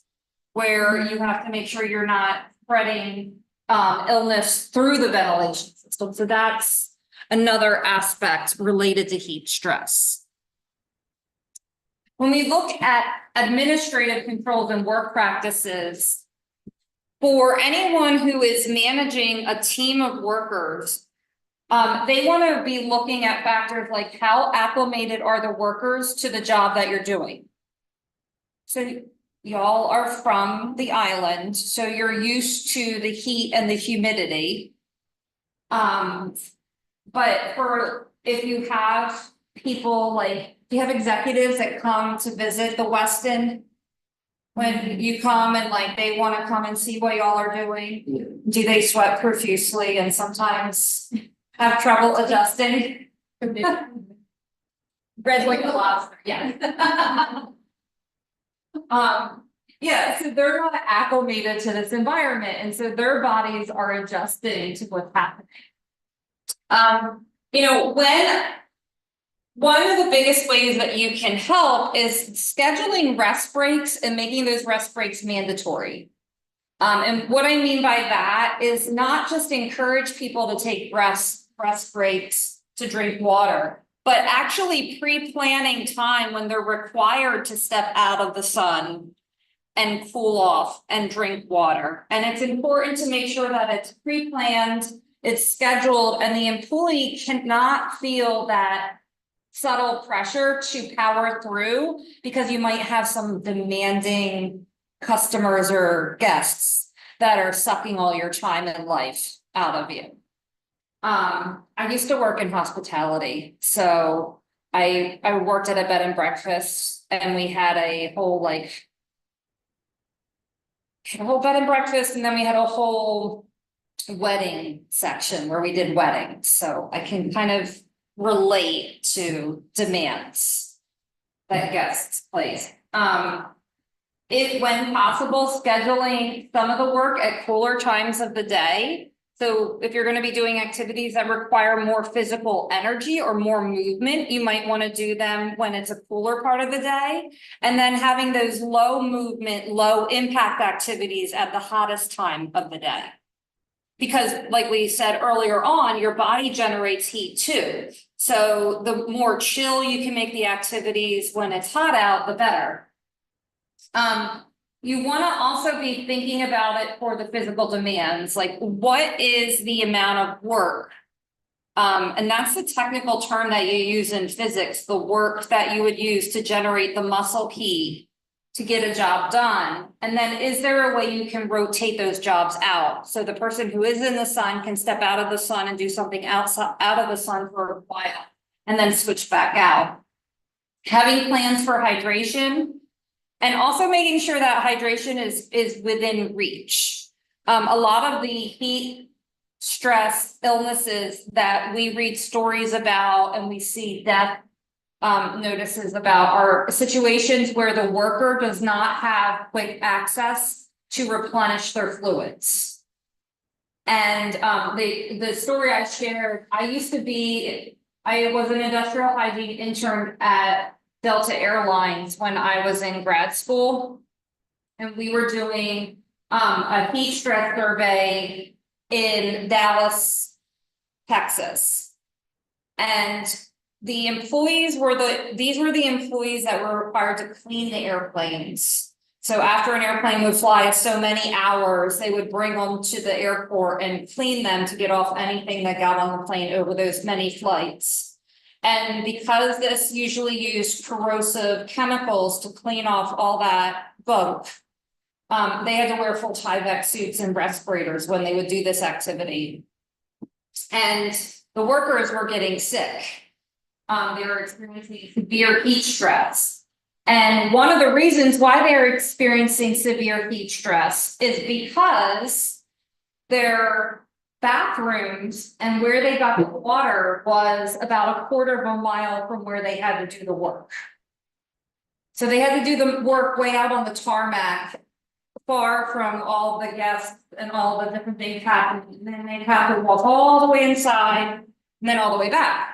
So we were like, okay, let's set mandatory rest break. And the workers lost it. And the reason why the workers lost it is because their immediate supervisor said, okay, if you have to clean 8 airplanes today, you can go home as soon as you've cleaned all those 8 airplanes and you still get paid for 8 hours work. If you have 6 airplanes, as soon as you clean those 6 airplanes. So as soon as we implemented mandatory rest breaks, that meant they had to work longer. And it took a lot of time for them to walk and walk back. So ultimately, the compromise was we put a porta potty and coolers of water out where they were doing the work. And that helps create the perfect balance between them having mandatory rest breaks, but then also making sure they're safe. There needs to be an element of supervision also. How many of you get angry or cranky when you get hot and irritated? Anybody? How many of you have a family member that you know when they're hot and irritated that their mood changes, right? Baby. Even babies, yes. And so you should be aware and be your brother's keeper, right? Like you need to know, is your coworker suddenly being really nasty? And could it be that they're just getting overheated? So that psychological and hydration monitoring of workers, how do you know whether or not they're drinking enough? And we recommend doing that through a buddy system. Having your coworkers kind of partnered off and responsible for keeping track of another person that they can say, hey, you know, I went and got us water. I went and got us water. Like we're making sure that we're keeping track of what we're doing. And then having a heat alert program. And a heat alert program can really be a variety of different things. So in the heat stress app, the heat alert program tells you whether it's a warning or it's danger. So today we're in danger. But if you pull up that heat stress app, you can also schedule reminders. And so I can show you, you can have employees turn it on and set it up so that you get hourly reminder for water and rest. And this kind of will give you that text message notification to say, hey, have you had something to drink lately? And kind of remind you to be doing that. You can also, it lets you choose the days of the week you want it done, the intervals you want it done, and a start and stop time. So you can put in your work shift and then say how often you want to be reminded. We'll show you how to develop a heat illness prevention plan, and then really important is the training aspect. So getting acclimated to the heat, what is it? Acclimatization is when you are gradually increasing the intensity and duration of work performed in hot settings. And your body can get acclimated to different climates. Rachel moved from Seattle to the south and then further south. I'm from New Jersey. And then I moved to Georgia. And now when I go back to New Jersey, I think it's too cold. Like my body has adjusted to the Georgia weather. And so I am acclimated to that climate. And when I go to visit family, I'm always cold up north. And so that happens over time. But one thing you have to pay close attention to is that when you enter a new climate, but also enter a new climate where you're doing a significant amount of work, it takes about 1 to 2 weeks before your body gets used to that activity. And you can lose that after 1 week away. So what you really need to be worried about are employees that go on vacation, employees that are out sick for extended periods of time, or new employees, which is the biggest issue, where they haven't been doing that kind of work and now suddenly they're working outside or in the sun or doing different things. So that's what you want to be thinking about when it comes to getting acclimated. The majority of heat illness cases occur on the first couple of days an employee is on the job. New employees are at the highest risk. Heat casualties often occur with new or less experienced employees, and the deaths are typically within the first couple of days on the job. So 70% of heat-related deaths occurred during the worker's first week, and of all the deaths, half of them occurred on the first day. So that's why getting acclimated is so important, because only 30% of all the heat-related deaths occur after the employee's been on the job for over a week. So when you have those new employees, you need to be observing them. You need to be gradually getting them used to the work that they're doing, because this is the most critical period of time for them to be on the job. When you're getting acclimated, what you want to do is get all your organs, your vital organs. So what's happening at the biological level? Well, if I go from not exercising at all to exercising, and for a lot of you, work is kind of like an exercise, right? You're moving your body, you're getting up, you're lifting things, you're putting things around. Your heart rate goes up, right? Your lungs have to work harder. Your kidneys have to process more fluids because you're going to be having to drink more water to keep your body hydrated. And so what you want your body to do is to reach the strength and energy that it needs to be used to working under those hotter conditions. And one of the reasons why it's so important is because sometimes people will start doing more and they don't drink enough fluids to compensate for this extra sweat that they're introducing. And I know Rachel mentioned it earlier on, that you can end up with kidney issues, but if you have all that salt started accumulating in your body, that's one of the ways you end up with kidney stones, is because you're not flushing all of that out. So if I worked at a desk and would drink maybe 3 bottles of water throughout the day, and then I start working and I'm drinking the same 3 bottles of water and thinking, well, I'm staying hydrated, this is what I always drink. Now the salt becomes concentrated in my kidneys. I'm pointing to the wrong place in my body, to the kidneys. And the salt that's accumulating because I'm sweating out so much of that liquid can get stuck there. When we are sweating, our body and our skin, which is the largest organ in your body, is learning how to cool itself and adjusting the amount you sweat. Have you ever worked out with somebody who is really used to working out in the heat and they don't sweat as much, and you go out to do something and you're like profusely drenched? My daughter finds this. I run outside with my dogs, and we live near an old Civil War battlefield with lots of hills and trails, and I run it all the time, and she just got into running.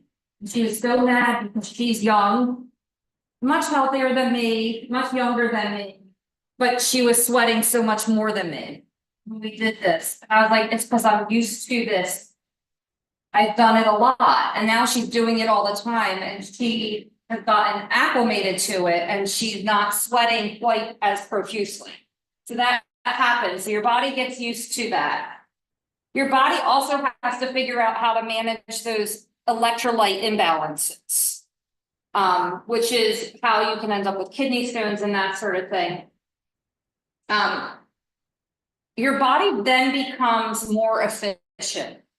So that's what that process of getting acclimated does, is your body becomes more and more used to figuring out how much water do we need to pump out to cool down, How much salt do we need to keep in our body to keep it functioning?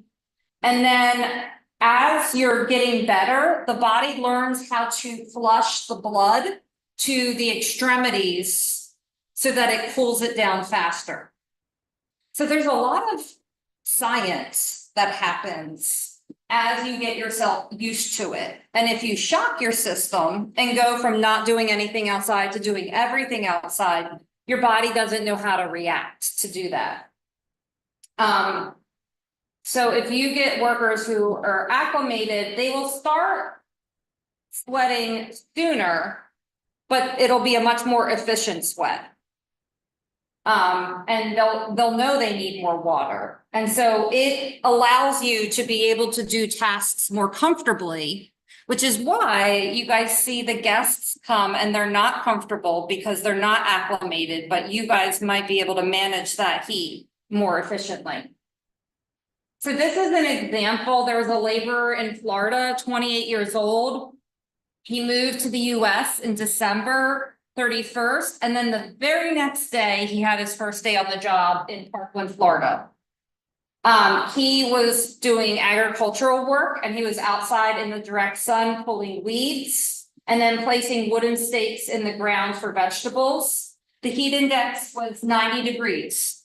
Now, mind you, today here it's 106. So this, just to kind of give you a frame of reference. And this is a clear indicator somebody is not acclimated. They can't keep up with the pace of the work. So if you have a certain rhythm to a task that you're doing and you have a new person that's doing that task and isn't able to do it, it's not necessarily because they're lazy or they're not physically fit. It could be because their body's heat is not being regulated properly. And that is a huge issue with a lot of work activities because we see laborers get yelled at to keep up, work harder. And their slowness is perceived as laziness when it could really be just that their body is adjusting to the new work environment. So when he complained of fatigue and leg pain, what is he experiencing? Yes. So he's starting to show signs of heat exhaustion with the cramping and the fatigue. But then he was working alone and he was found unresponsive in a shallow drainage ditch. And this is a huge issue that we have with why we are so stressing buddy systems, especially if you're taking guests and crews into remote locations that you have that relationship. This company was cited by OSHA for the fatality. So this is the hardest part. Are you guys fully staffed? For now, yes. Okay. Because this is where we have employers say, oh, I don't. To properly acclimate your worker, the first day on the job, they should only do 20% of the work. Now, I don't mean they can't work a full day. I mean, they can only do 20% of the work that would cause heat stress. And then the rest of the day, they can be doing other activities that's not producing potential exposure to heat stress. And then it goes up by 20% every day. So if you're doing, and you don't want to do any more than 50% of the usual duration. Okay, let me start. Do 20% each day. And then for workers who have normally worked, but then they went on vacation for a week, that first day back, they should only be doing 50%. Then 60%, 80%, and 100%. And that because of the high risk of fatality, workers are supposed to be supervised for the first 14 days on the job. For reasons of heat stress prevention. And this, yes. They wouldn't unless they received training or you were able to educate them or they were to look this up. And this is why the OSHA is trying to have the heat standards. So that this information will be in the regulatory text for everyone to know. The employers should be seeking out this information and then training workers on it, yes. Then they don't know. They may not know. Yeah. Job. Exactly. Yes. Yeah. Yes. I know that. I'm like, you must, but it's fun. That I'm exposed. Yes, and that's why Rachel put in for this grant in particular, because we are seeing so many people who are just trying to work hard and earn a living. And then end up overexerting themselves because of the temperature conditions. And ending up severely ill or potentially passing away as a result. I will tell you, it is hard to get employers to introduce this into their workplace. Because you have to find out what you're gonna do with that worker for the rest of the time that you're paying them, and they can't be exposed to the hazard. And that requires a lot of creativity and pre-planning. Being an 8-hour day. It's about an hour and a half to be 20% of the workday. That's not much time to be doing an activity. So what do you think you could do with a person the rest of the day? Administrative, persistent, active. Training. It does depend on the job. Yeah. Maybe they kind of training, have and do something. Yep. Maybe have them do like the inventory inside or something, maybe have them pack them visually. How. Even sense. It's really depends on what the job is. Yeah. Yeah. It is important to know where to find out and you have. Right. Then you're trying to say, oh, I didn't know. Right. It's very true. I'm part of it, schedule part of it, and save somebody's money Absolutely. rather than have to live with the fact that. Yeah. It's very hard to do that. You said it perfectly. We just wanna package you up and take you on the road with us. No, it's true, and this is why when we have I will tell you, in Georgia. We are just building everything everywhere all at once. Yeah, it's just insane. Every corner we're building something, and then we're building things on top of it. And there's cranes everywhere, and they torn down like all the trees on some of our highways so that they can build stuff. And then they're like, wait, we don't have enough workers to do all this. All the big investors who are dropping money and saying, well, I don't have enough people. So then where does that put pressure? The construction crew, the current crews, because they show up and they're like, we don't have time to acclimate people, we need to get this done. And so that is our biggest struggle, is we're like, y'all need to calm down, because we don't need to kill our workforce so that you can have your fancy building. Well, this is where, knowledge about OSHA Right. comes into play. Not everyone has knowledge about the OSHA standards or anything like that, and this is where it comes into play. I'll talk a little bit about that later, but these two things go hand in hand. So this type of climate translation of employees is not something that it can be looked at as common sense. You know, if you have outside workers and you have someone new and you throw them outside all day, common sense is saying, well, you know, give them some time to get acclimated to what the job is and to the actual temperature. But that may not always be the case. So this is where knowing what the standards are, putting the two together and caring about your employee comes into play. Right now. Character. I think it needs to be big push in getting people like that because we are still in the recovery mode from the hurricane. Yes, And we have other projects coming. right. That's what they require, workers to start. Exactly, the company that. Right. So, And then on top of that, knowing that last year, and I'm sure you've heard this and read this, last year was the hottest year on record ever, like. Right. All around the world. And we're on track to beat that this year. Right, we are on track to beat it this year, so having the knowledge and knowing all of this and putting two together, understanding what your job is, understanding how it could affect your employees, how it could affect yourself as an employer. Becomes very, very important. Knowing the OSHA standards, bringing it all together, it saves lives. And to your point about bringing crews in from the mainland.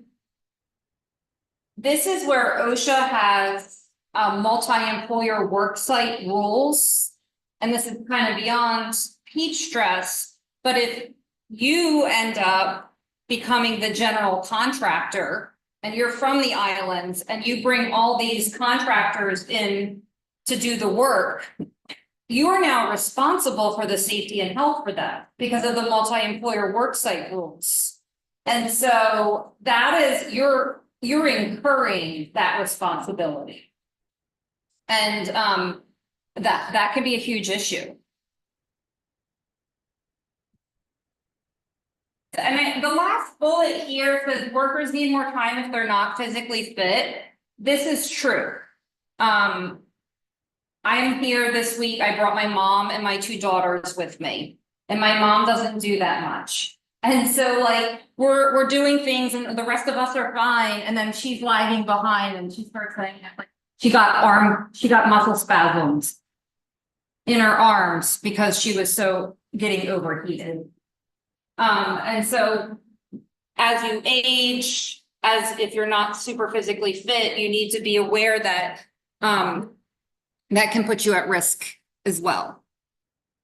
The next is rest breaks. And again, this is hard also because if you want to be a hard worker, if you want to prove to your boss that you're here to really do good and keep all the guests happy, your body needs downtime to be able to compensate for when you're exerting itself. That's why, so Rachel did swim, I did track in college.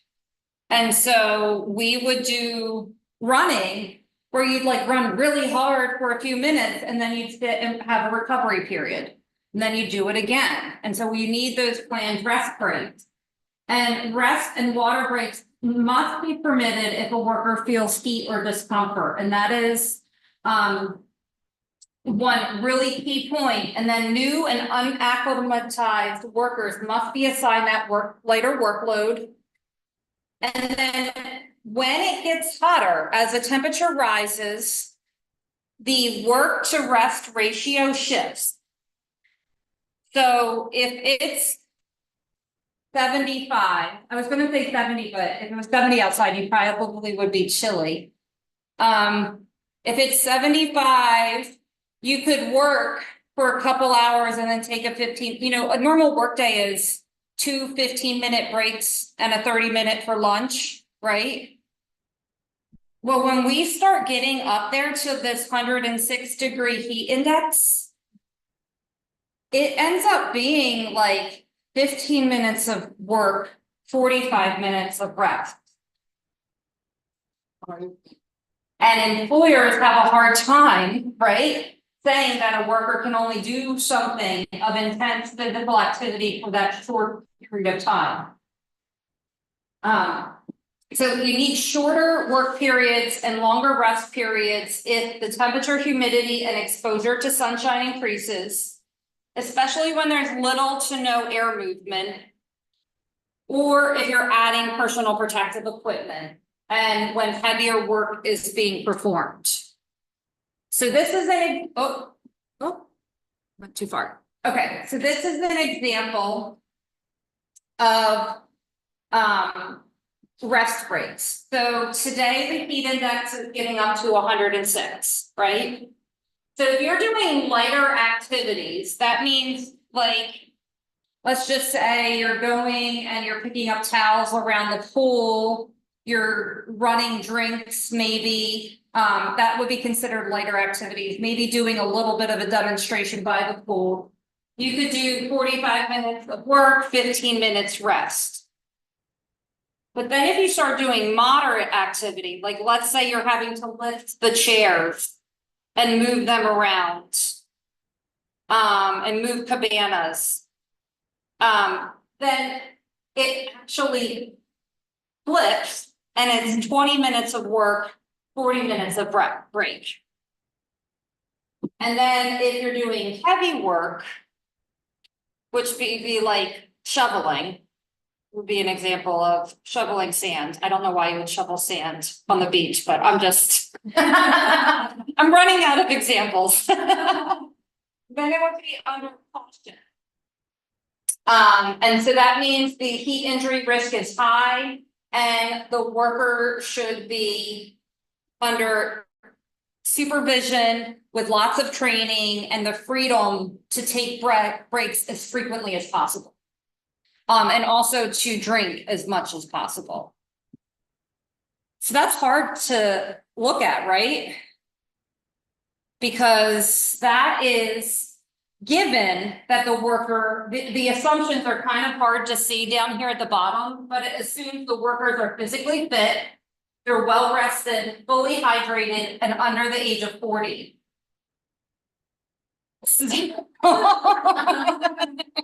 And then we laugh, and we laugh, and we laugh. Yes. And then the environment, I didn't finish. You guys didn't let me finish. And then the environment only has 30% humidity. And there's enough air movement. So that's something to consider as we start getting up in those temperatures, the body does need more rest. The next thing is shade. Shade is a great way to help promote cooling and to help provide support to workers if they are having to work outdoors. So pop-up tents are a great example. You can get them from Home Depot, order them on Amazon. Having canopies, umbrellas, any structure that are mechanically ventilated and open to air movement. 2 weeks ago, I went to a construction site. They're building this elementary school near the Atlanta airport. And it's a fully out in the sun work at this point. All that's there is steel structure, but everything is being done. And in Georgia, we have red clay, and that absorbs the heat. So like the sun is just on that red clay, sending it right back up to you. And said, where did the workers go to pull down? And they pointed to metal cargo containers where they were sending workers into those cargo containers, which are steel and just basically like ovens. And I was like, that is not an appropriate structure for cooling down. We are basically putting them at greater risk of heat stress because they're going into an area where there's not any air movement. So they're not going to have that evaporative cooling. The tents should be set up in advance. You don't want workers who are in the middle of having heat stress having to set up tents while they're sweating profusely. And you want them to be as close to the work area as possible and large enough to accommodate employees that they have space for emergency situations. The other thing is make sure you tie them down. I know I probably don't have to tell you this, but I have seen plenty of tent get swept up by a strong gust of wind, and then it becomes a safety hazard because it's now flying through the air like a projectile. And Shade is only adequate when it completely blocks the direct sunlight. I often get frustrated because people don't realize that canopy tents can be tilted. And you should move their tilt according to the direction of the sun. It's really frustrating when you have a tent and the sun is just slicing it in half and nobody's actually being protected from the sun. Do not use metal storage sheds. I've seen it. I hate that we have to have that in there, but don't put people in them. The interior of vehicles, no. Unless the AC system is continually running and working. And then be very careful about areas underneath or near equipment. Why would we want to make sure that we're not having people stand near equipment?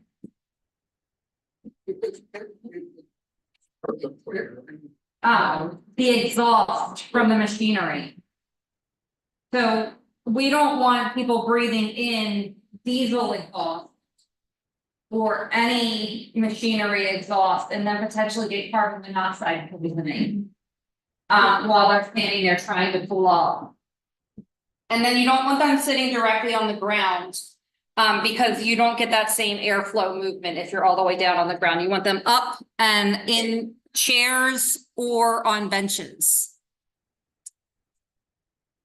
And as far as hydration goes, hydration must be provided to workers and the water should be potable, meaning that it is okay to be, that it is acceptable for drinking purposes. That it's less than 59 degrees Fahrenheit, meaning it can't be hot, tepid water that's been sitting in the sun baking all day. And it has to be accessible. And we recommend having a person who has been identified to make sure that the water is there and there's enough. Our gas stations in Georgia are the racetracks or quick trips. And I always see the worker crews running into them to get water for their crews before they leave. And they always get like 1 case of water and there'll be like 8 guys in the truck. And you'll see that it's never enough because I'll show you how many bottles of water they should be drinking a day.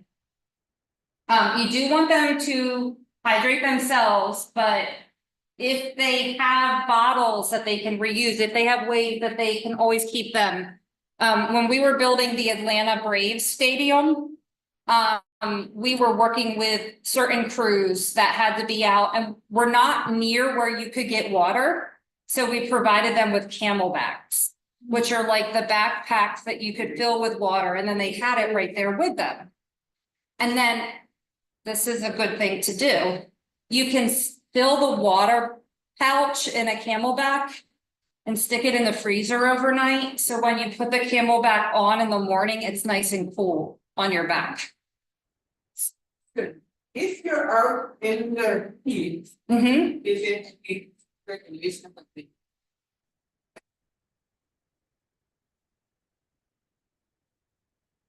Yes.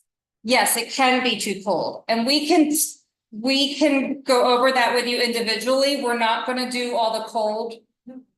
Yes, no, it works both ways. So if it is hot out, like it is today, you should be drinking 8 ounces of water and you're doing activities, moderate activities. You should be drinking 8 ounces every 20 minutes.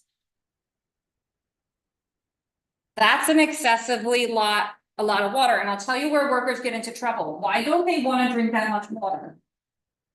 You have to go to the bathroom many times. And I don't know about you, but then if I feel like I'm spending all day running to the restroom, people will think that there's something wrong with me, like maybe she has a problem.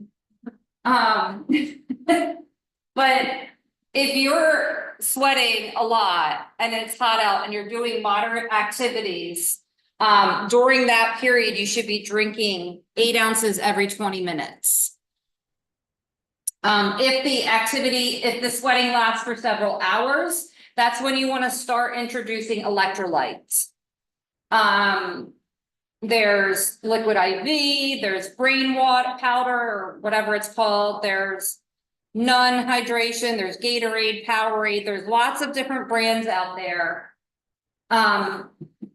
There's Squincher pops you can get. The one thing I want to caution you is you have to be careful of how much sugar is in the hydration stuff. Because you can get too much sugar. And they also put a lot of minerals in them that are good in moderation.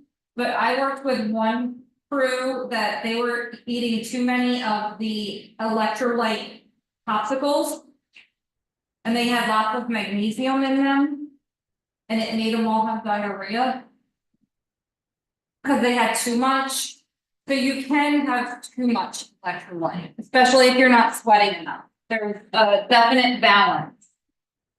I strongly encourage, if you do introduce electrolytes, to either dilute them or to train workers to do like 2 glasses of water, 1 bottle of electrolytes, 2 glasses of water, 1 bottle of electrolytes. Like, come up with a 3-to-1 ratio, 2-to-1 ratio, but depending on how much they're working.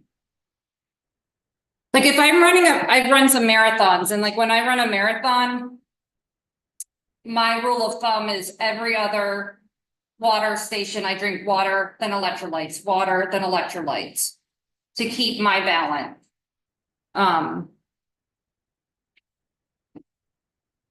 So if it is 91 to 103 degrees out, it's a moderate heat index.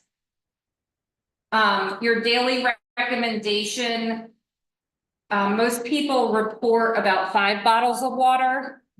The daily recommendation is 15 bottles of water.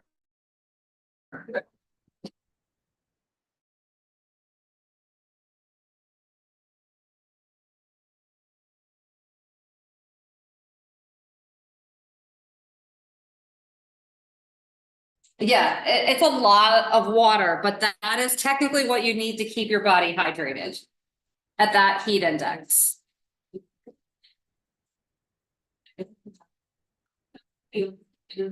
Right. Yeah, that's a lot of water. Then you what? You go to the bathroom all day long, right? Yeah.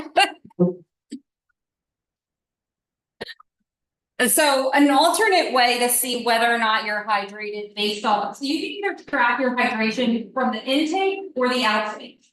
Okay, and if we're looking at the outtake, we have these hydration charts that track how dark your urine is. And the darker your urine, the more dehydrated you are.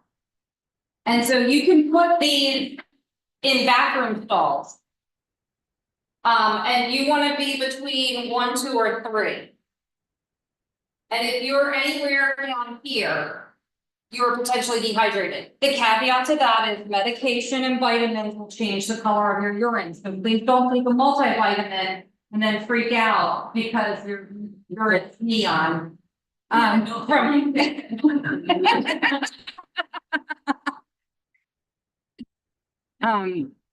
then this is just another urine chart that we see a lot of companies put in their bathrooms to kind of educate workers, like, are you here or are you here? Do you need to drink more water? This is actually something that when it's cold out, you have a high risk of getting dehydrated because people don't like drinking cool water when it's cold out. And so we still see dehydration cases in the cold because what do you want to drink when it's cold out? Coffee, all of which contain caffeine and are diuretics. So it's this challenge in cold stress as well.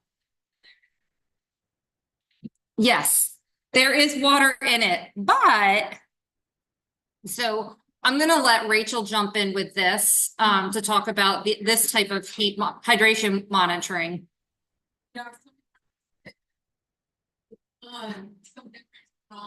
That's out there for hydration. In the past, basically just looking at the color of your urine to figure out how hydrated you are. But now there's some newer technology that is being used within an industrial setting and also with athletes. So the first one is that it's like a wearable patch. So employees can use this patch and then it basically measures their hydration status. And you can connect it to a mobile application. And then it'll send you like real-time updates in terms of like what your status is, how much water you need to drink in order to catch up to be hydrated. And also what it'll include like electrolyte recommendations as well. So that is from a company called Evercore Fire System. And then that's a picture of the app. So you can see like recommended intake is gonna be 33 ounces of water, 216 milligrams of sodium. So this is something that supervisors can also connect to so that they can monitor their employees' hydration status. And then the other one that we wanted to highlight is it's from a company called MS3 Diagnostics.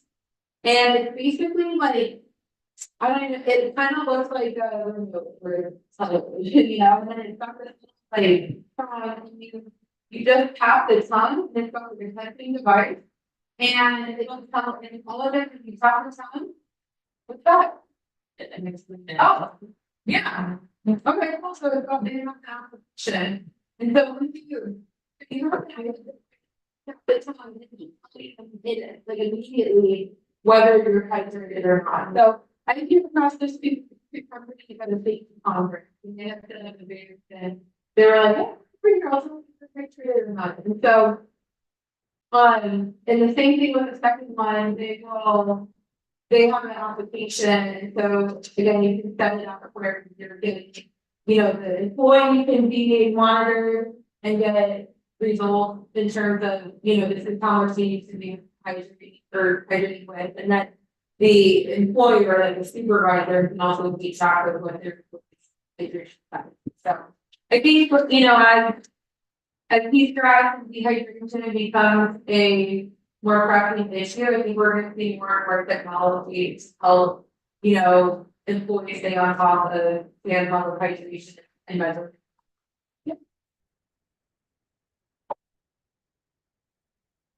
All right. The other thing that can be hard for a lot of workers is just how do you help prepare them to not get sick? And part of that is an overall healthy diet. So not skipping meals, having a water bottle that you carry around with you, hydrating the day before. So hydration the day before helps you so that you're less likely to get dehydrated when you're doing activities. And then consider medications. Some medications are diuretics or affect the temperature regulation in your body. So in Georgia, they printed way too many male trees. Because they grow faster, they bloom sooner. But the side effect of this is that we have now dire consequences in the spring with what we refer to as the pollinate. Everything is coated with thick layers of yellow pollen. And so in the spring is also when we have our first meeting. And everybody starts doing antihistamines like it's they're mainlining antihistamines. Like they are taking Benadryl and Claritin and Protect and they can't breathe. And all of those drugs affect the body's ability to regulate bleeding. So we see some of our heat stress cases, allergy season, because people are taking so many allergy pills and their body's ability to regulate temperature is affected by that.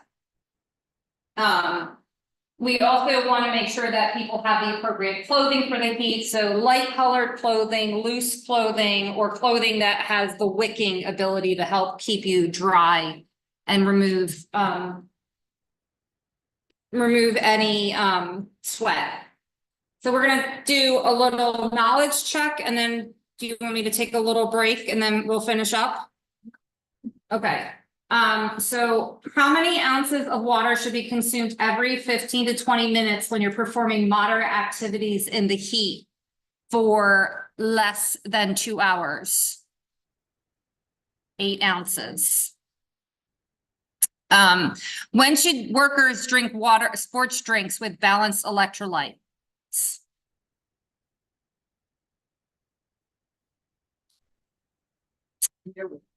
If they're sweating for several hours. So we want to make sure that the electrolytes begin being introduced after they're sweating for several hours. True or false, alcohol consumption within 24 hours of a work shift can increase risk of heat illness. That is true.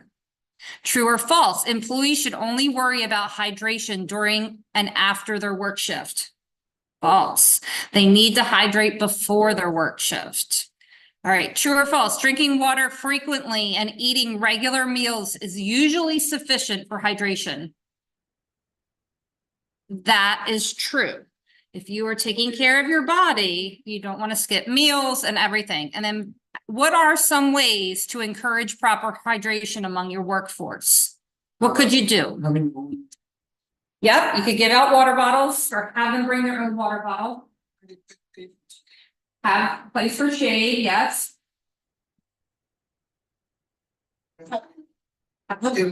Chairs.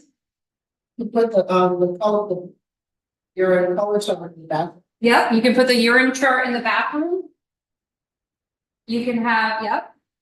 You can have jugs with water in lots of different locations that are easily accessible.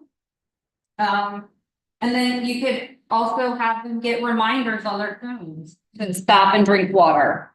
So there's lots of different ways you can do that. Okay, so we are gonna do a hydration activity, but let's take a little 5-minute bio break so everybody can get up and stretch. You guys are starting to look a little tired, so I don't want you guys to, we don't have that much more to do. Hydrate.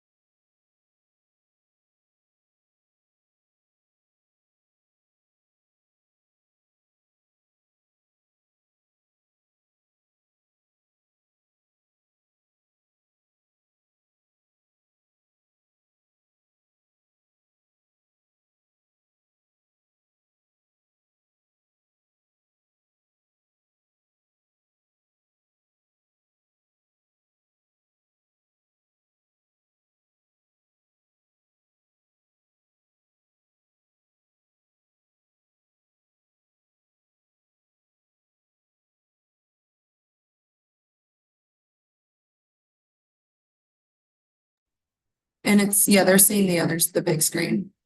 Okay, yeah, perfect. All right, everybody.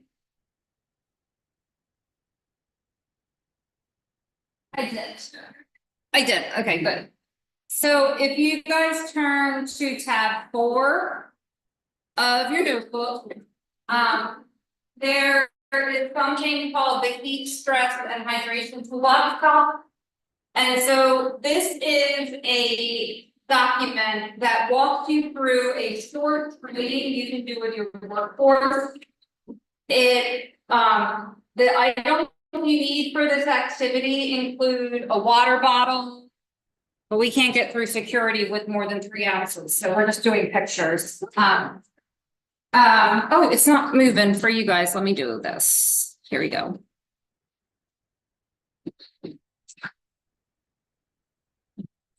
You want to get a water bottle, a hydration drink like Pedialyte, a electrolyte drink like Gatorade, and then an energy drink like Monster.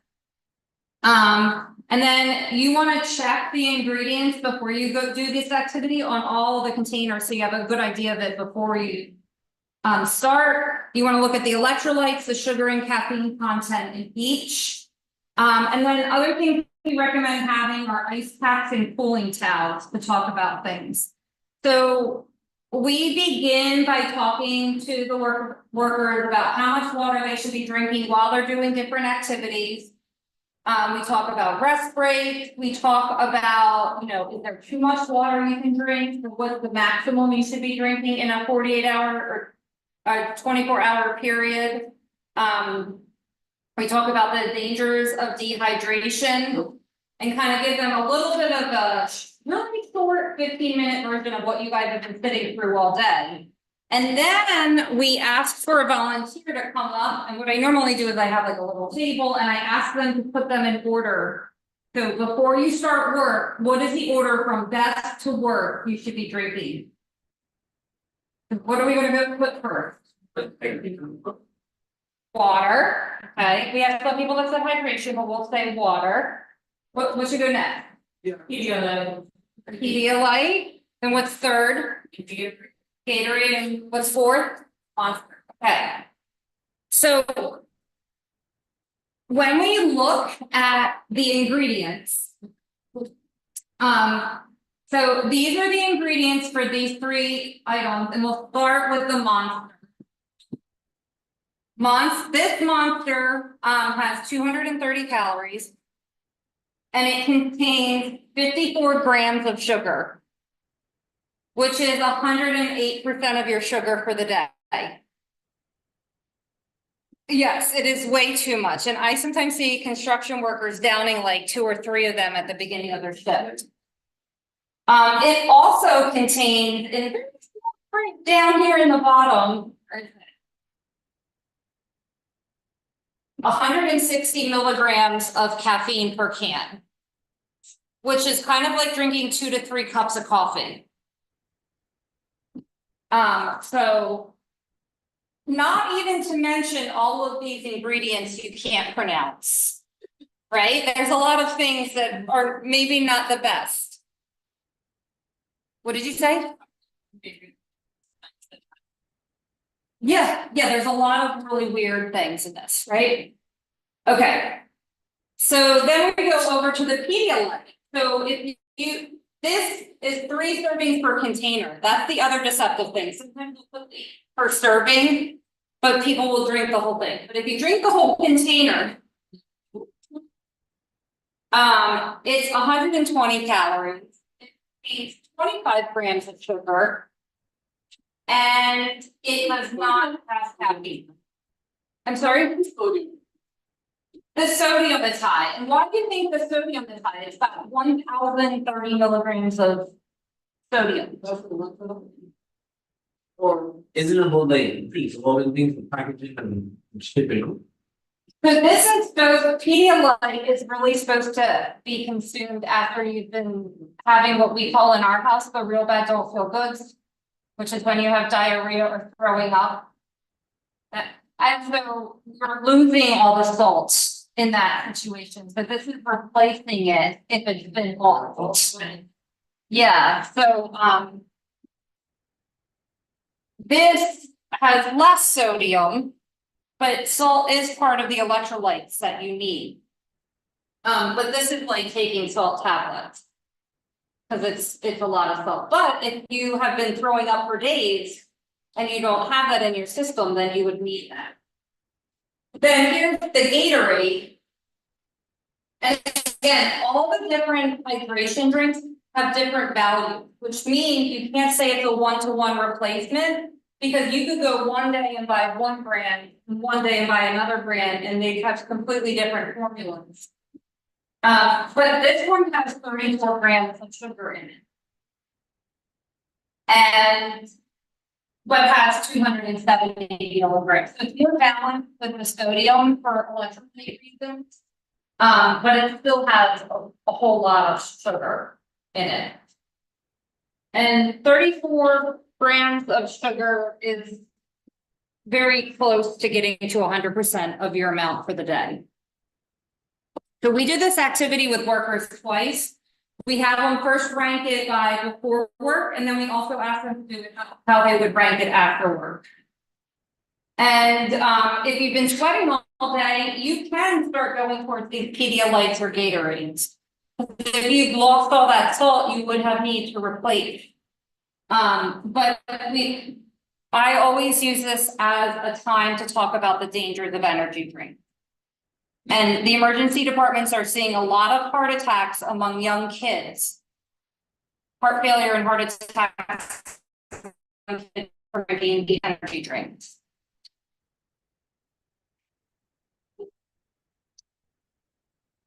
Okay. All right, I'm gonna switch back to the slides we were on.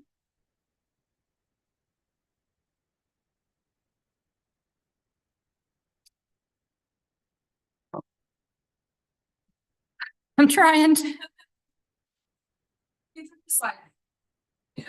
I know, I just did it.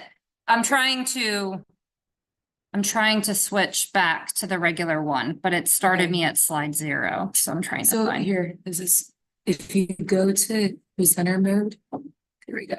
Okay, There you go. You should be able to. this is why. Is that good? Yes, that's Okay. perfect. Okay. That's why I have you around all the time. Okay. So,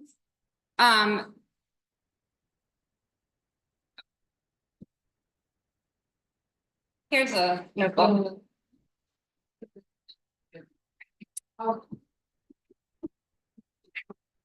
So what would be, with prevention, what we really want to focus on is prevention and pre-planning. So as supervisor, things that you could be doing is week by week, looking at what are the environmental conditions we're going to face that week. What are the temperature ranges? What is the air temperature? What is the humidity? How much sun are we going to have? Is there going to be air movement? What's the wind? Because all of those factors are going to, it could be sunny and temperature wise hot, but there could be a nice ocean breeze and you could be doing okay. But if there's no air movement, you're potentially going to put yourself at risk. Then you want to take into account any heat sources. So are you going to be working near ovens or furnaces in the work area? Then take into account the level of physical activity. Then you're going to look at things like the use of protective clothing or gear, because that can severely reduce your ability to lose that excess heat. And then educate and have workers be aware of their individual and personal risk factors. So are there issues that are within them that make them potentially at greater risk of getting sick? Rachel already showed you how you can look up the heat index on the OSHA using the OSHA app, but NOAA also has this chart so that you can look up the temperature and then you can look up the humidity and then use that to figure out where the heat index is. So. I know that it's showing the heat index is 106. But I don't know what the actual physical temperature is outside. I think it's more like 88 degrees is the temperature outside.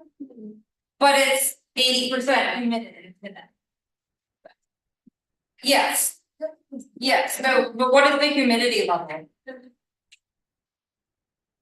Yes, so that's how we get out of this danger zone, because even though the physical temperature is not so high, the humidity level is making the heat index greater.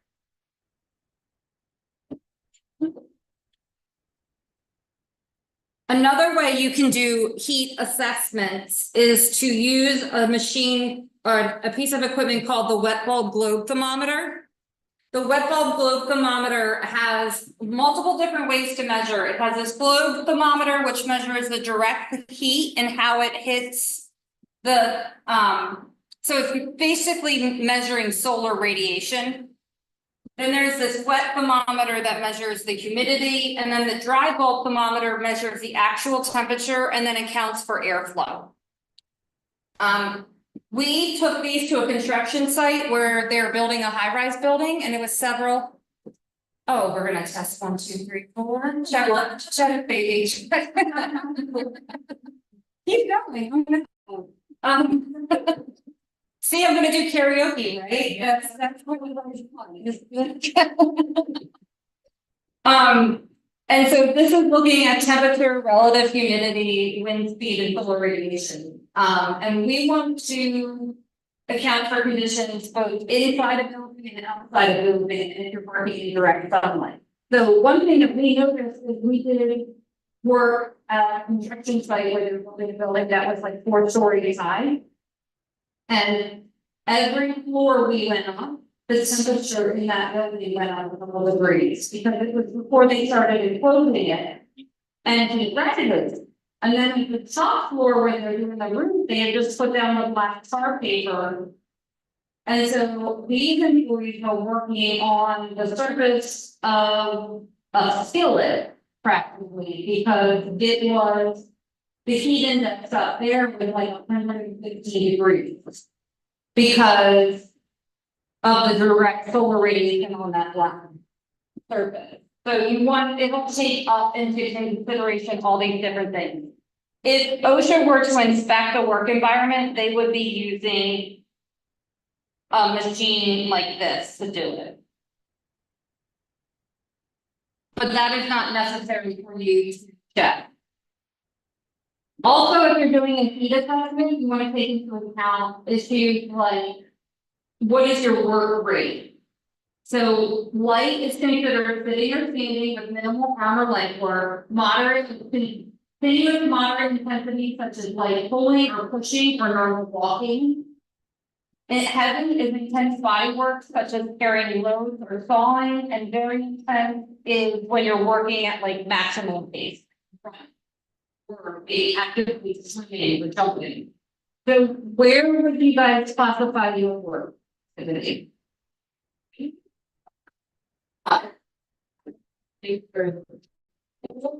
can go anywhere from moderate to very heavy, it depends on the day, yeah.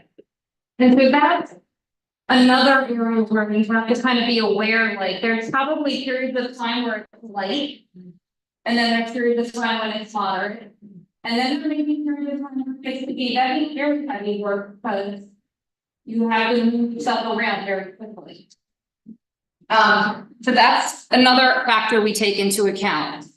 OSHA on their website, if you Google heat stress calculator, has a calculator where you can put in the wet bulb globe thermometer, or you can go and look up what the heat index is using your OSHA app. Then you can put in what the workload is going to be. It has a drop-down menu, so it'll give you light, moderate, heavy, very heavy. And then you can put whether or not the workers are acclimated to the work environment, what kind of clothing they're wearing. And then you can take into account their body weight. So are they normal body weight? Are they underweight? Are they overweight? And then they will give you results on work rest rates and whether or not they are over heat stress limit for the activities that they're doing.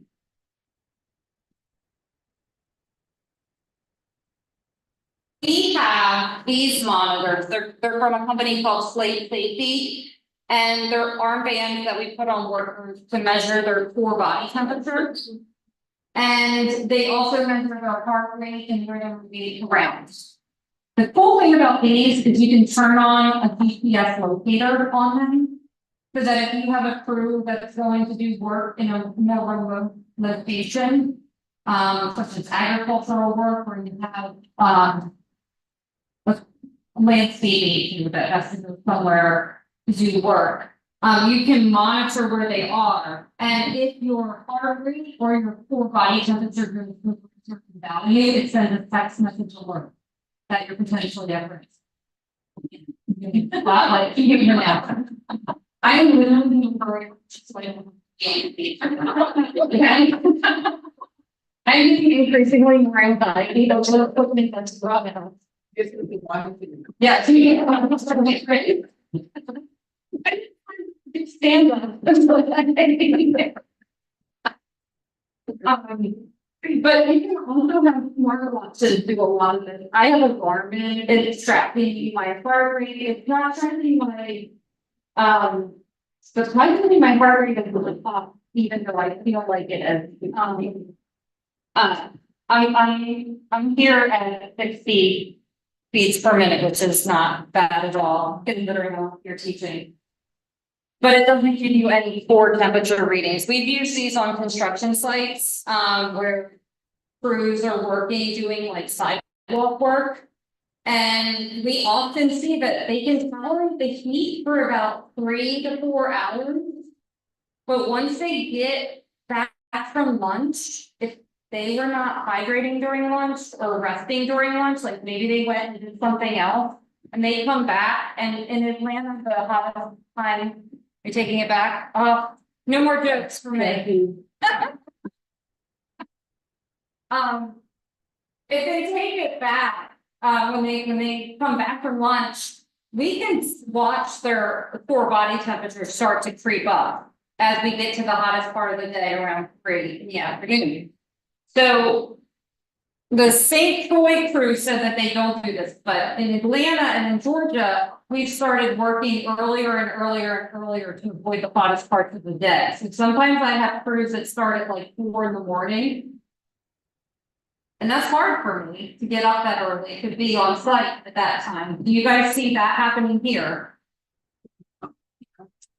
No.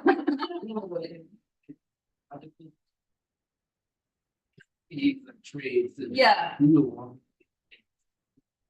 Yeah, so that is one way that a lot of the, I mean, it's so different. When I started in 2005, I normally would go to a job site at 7 or 8 in the morning and it would be fine. And now I'm like, oh, we start at 4. And I'm like, maybe like this is insane that I have to get up this early to go to these job sites. Now. Yes.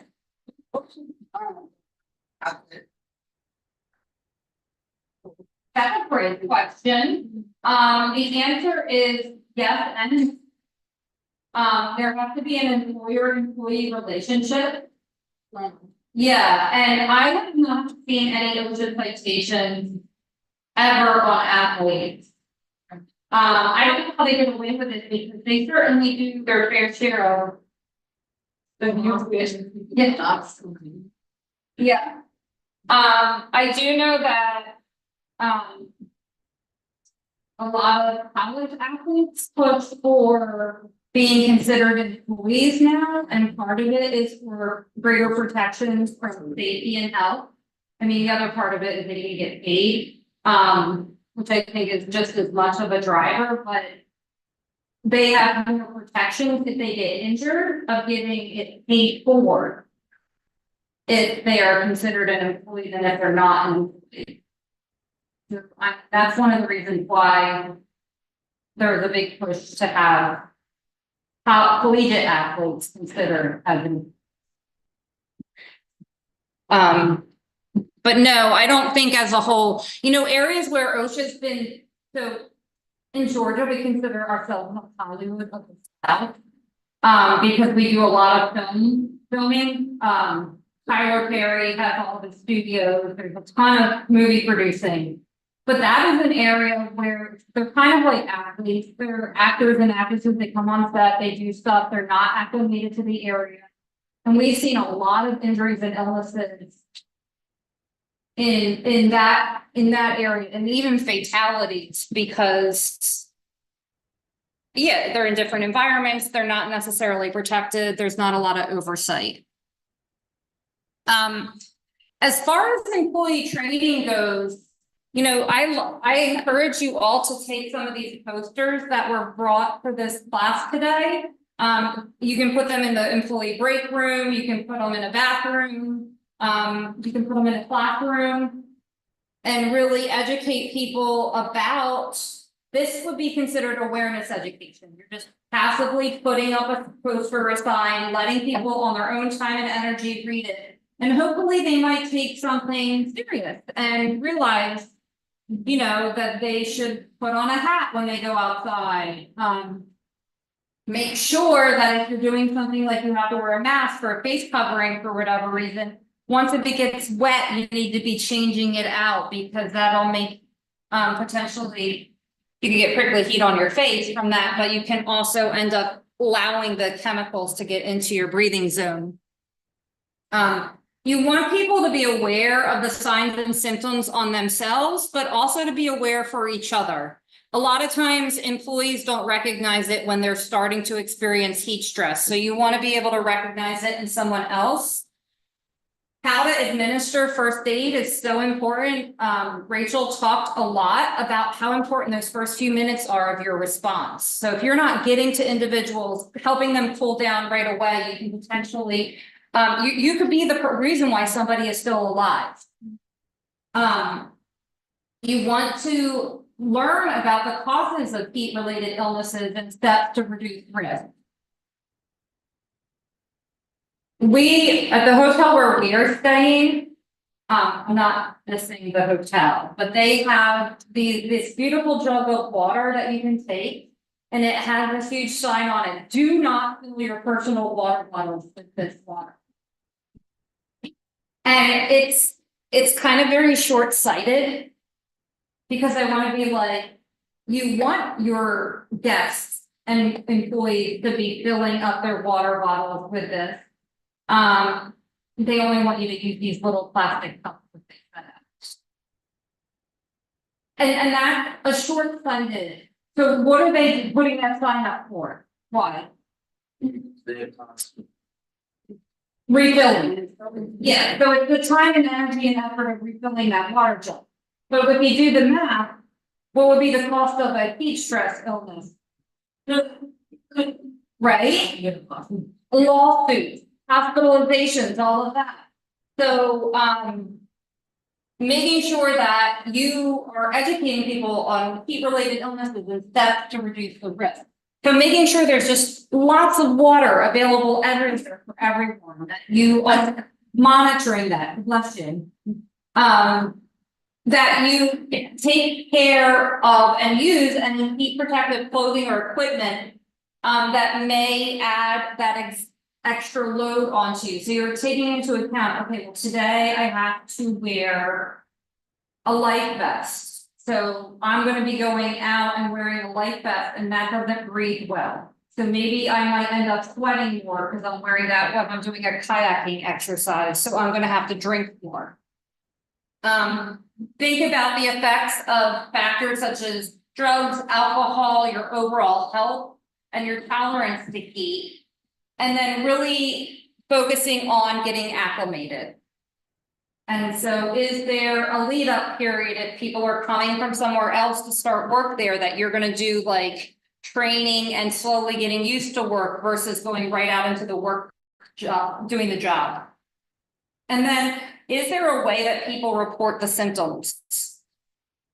How do they get information back?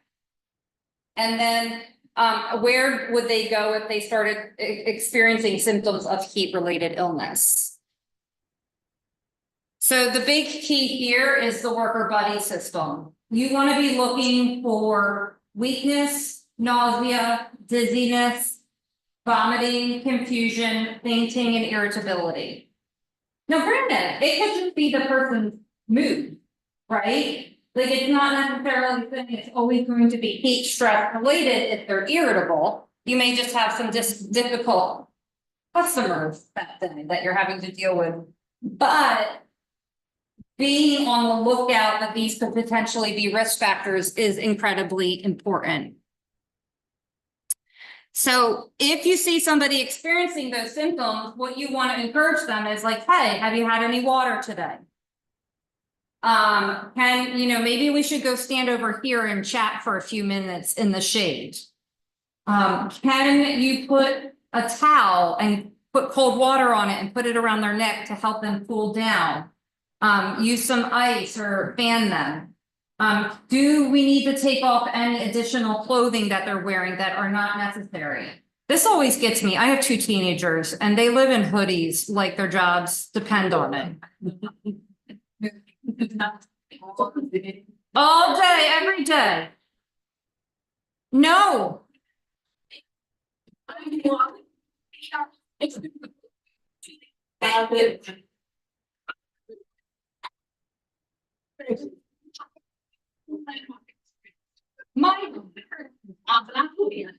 Yeah. Came to me to get on the airplane in sweatpants and a hoodie, and I said, we are not going to be control today. We are not. What is that? But seriously though, when they're irritable, when we got to St. Thomas and we were in the language between St. Thomas and St. Croix, she was a little bit of a brat. And I was like, you need to go take that hoodie off and those sweatpants off and remove unnecessary clothing because you're having heat stress, right? Okay, I am not glad, but I feel better knowing that children in St. I don't understand it.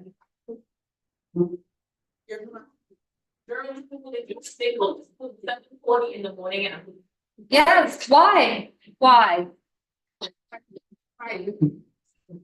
Okay, and yeah, it'll be. That's all bond over.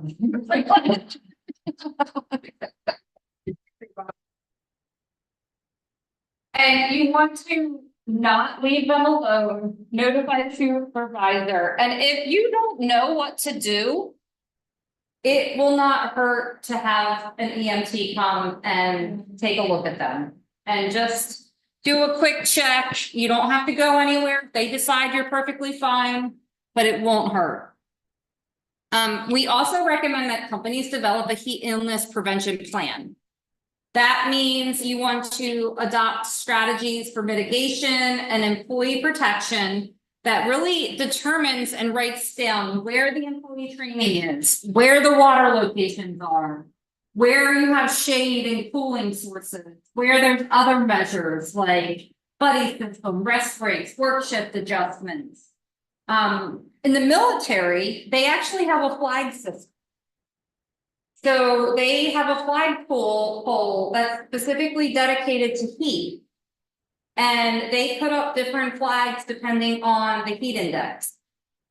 And they have to adjust their PT or their physical activity based off of that because there's so many military personnel that were passing out and getting sick from doing PT in extreme conditions. So just like, I don't know, do your beaches have flags on how rough the waters are? Yeah, maybe they have pretty, they're pretty. Yeah, so like something similar, like having a color coding. Identifying specific work activities that may put people at increased risk.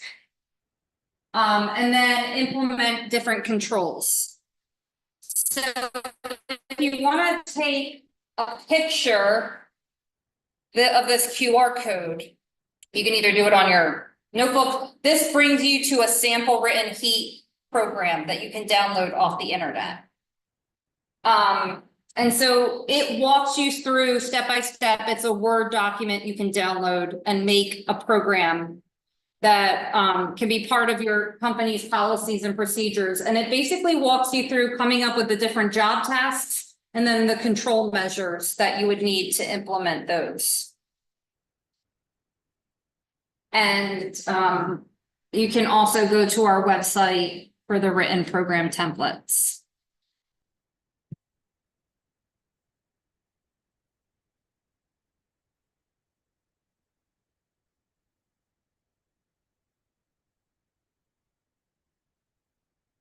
Do you need help? Are you able to, you good? Okay. All right. So there's also, you can be creative about the clothing and things you purchase. We have a variety of different tools for our consultants when they go out. There are cooling garments you can get. There are some that are like for crews that have to climb up into towers. They have cooling systems where they're attached to like a water system that pumps cool water through their bodies. If they have to stay up in a tower for several hours, working in the direct sunlight. There's ice pack vests you can get. There's also air cooled garments. So they have like air flaps so that you can cool yourself off. I love the cooling caps and necks and towels that you can get. Those are great. You can get them branded with like your company logo on them so that you can hand them out. And use them to pull it on your neck or your chest or your arms. Making sure that you're choosing the appropriate fabric. And that if you are working outside for long periods, consider long sleeve shirts to avoid sunburn. Other things you want to think about if you have to wear personal protective equipment that may trap in the heat. You don't want people to work alone. And all of these things are things we've already discussed already, but reiterating supervision, having rest breaks, increasing water, and then having enough shade and adjusting the work schedules. Also, this works for you guys in your day-to-day lives. Extreme heat kills more people than any other weather event. I was thinking about all these cruise ship people that were going and sitting in the direct sun for 8 hours and only drinking alcohol beverages the whole time. And how many of them went back to the cruise ship that night feeling sick? Yeah. Yes. If you're older, like we always say, the young, the old, and the sick. For anything, those are the people that are most at risk for most illnesses. And the same is true with heat. And you, now that you know these signs and symptoms, you know, I was out, my mom's arm started shaking. I said, okay, you've had too much heat today. Let's go back to the hotel and rest and drink some water. I said, she's a baby. I try to give her the hydration drinks and she's like, they don't taste good. And I'm like, they're not supposed to taste good. They're for your health. Maymays get real feisty as they get older. Other things, you want to just really pay attention to what medications you're on. I always consider myself super well acclimated to running outside, and then I got COVID and I became like a lizard. My body temperature would match whatever temperature it was outside. And I could not regulate my body heat at all. For the longest time, it took weeks and weeks. And so you could be like Rachel said, you can be very fit. You can feel like you always manage heat stress really well. And then something could mess that up and make you stop. And then think about when you're doing your activities. Do you need to go outside and garden at 3 in the afternoon? Or should you do it early in the morning?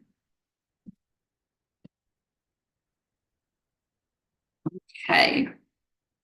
So we have lots of heat stress resources for companies. So we are going to now finish things up with the activity. Okay. Not cold stress. Because it's not a problem here as much. So can you help me find that? Yes.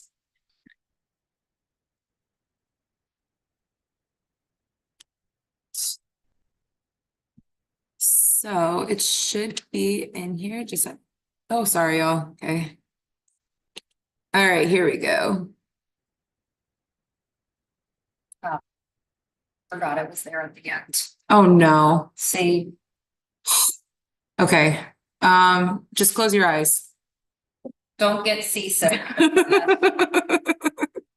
I'm sorry. Just gonna go through like 100 slides here. I don't know. They need to change this. I don't know why it is always like this. All right, we're getting close. We're getting close.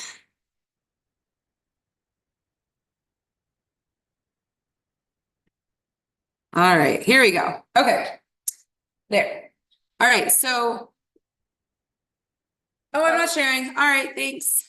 Let me do that. Okay, there we go. I'm so glad you're over there, Nikita.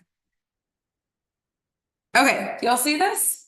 Yep. All right. So what we're gonna do is, so we're gonna bring up into groups.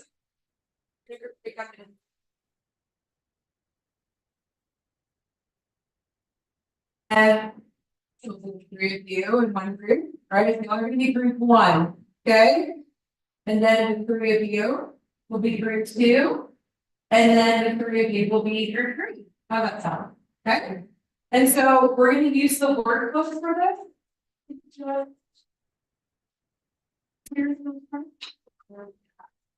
So. Section 3, okay? And you're gonna see where it says heat stress. Nope, not that. Don't look at the answers. Sorry. That's the wrong one. Didn't know that there. All right, we're going into tab 2, okay? And it's gonna be at the end. There's like a few different sections. So it'll say case studies, fatality, investigation workshop, NIOSH space report. So these are reports that were done by NIOSH, and they are all related to heat related fatalities in the workplace. You're gonna have to keep going. All right, yeah. There you go. And so what we're gonna do is be in your group, and we're gonna read through the case study that goes along with your group, and then basically we just want you to discuss, what happened, what went wrong. And if you were in this position, like if you were the manager or the supervisor, then you would have been bullied to save this person's life. Okay, so the first group, so group 1, you all are going to do migrant farm worker died from heat stroke while working in Zimbabwe. Okay, and then group 2, you are going to landscape mowing assistant died from heat stroke in Michigan. Okay, this one you'll see is a very bizarre case. And then group 3, you are going to cover construction labor died from heat stroke at end of the. Okay, so you can together what happened and what your recommendations would be to prevent. Right.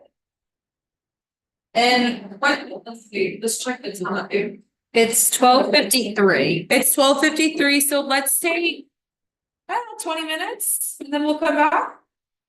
That's we'll check in after 20 minutes and see how you all are doing, okay? I think that's funny.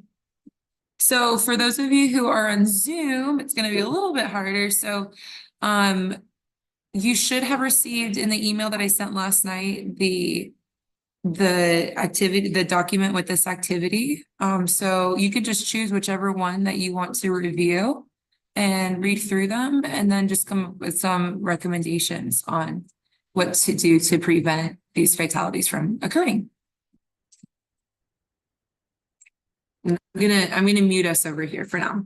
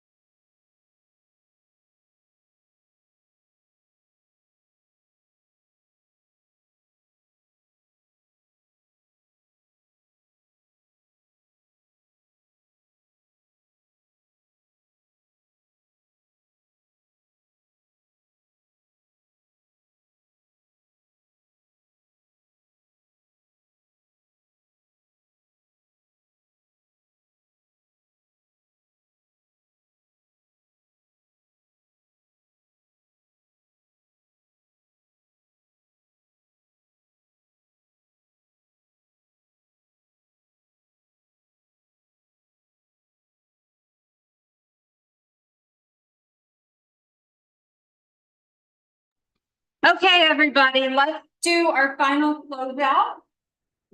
Okay, so I would like each group to report 3 things that they learned from this exercise.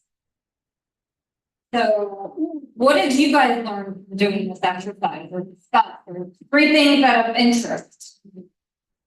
3 things of interest.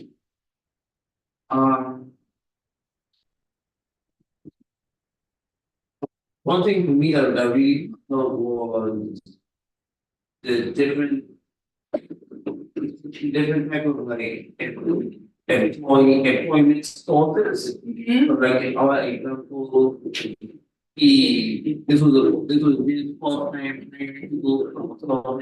Excuse me, I'm sorry, I want to make sure that the people online. Yeah. Do you mind if it does a little closer? Yeah. Okay. There you go. Time. Then report out to. Yeah. Yeah, Different employment sources, in our example, in number 1, the farmer well and experience in his family farms, so on so forth. Yeah, full time, yeah, part, and then there's H2A thing where the victim, this is where the victim came Right. father and being On a visa. yeah. Yes. And this was the employer's first time working with such people. So I think that was something I learned. So I think with us as well, really how big the acclimatization Yes. phase is. Right. And also really alarming for us was how crucial that training period is. Yes. With introducing the work specs Yes. to an employee. And Yeah. again, that these things happen to Bluetooth. Yeah. They don't all we are for 11 days. And as I saying, very short window where higher percentage of these deaths and illnesses with the workplace. That's great. Yes. And so I think a key element to that is from a regulatory standpoint, you can get really in the weeds about what the status is of that worker, whether they're on a visa or part-time or full-time. And where that gets can be a problem is people get lost in the mix. And then they don't get the training because maybe one person thinks the other person trained them. And so that's where we see some workers get into trouble. And you want to add about that one? One thing I did wanna mention is breaks too, right? I think he had 1 break that whole shift and he was given soda, like a Coke, and gravel. So he wasn't even provided with water. Available, but then again, like this it's so big on the influence that the employer could have had on the Yeah. situation. A scheduled break, Yeah, what does a scheduled break entail? And Yeah. communicating that to the employee. Yeah. So the kitchen stuff. Break was part of the day. It wasn't in after the. When it was hot, yeah.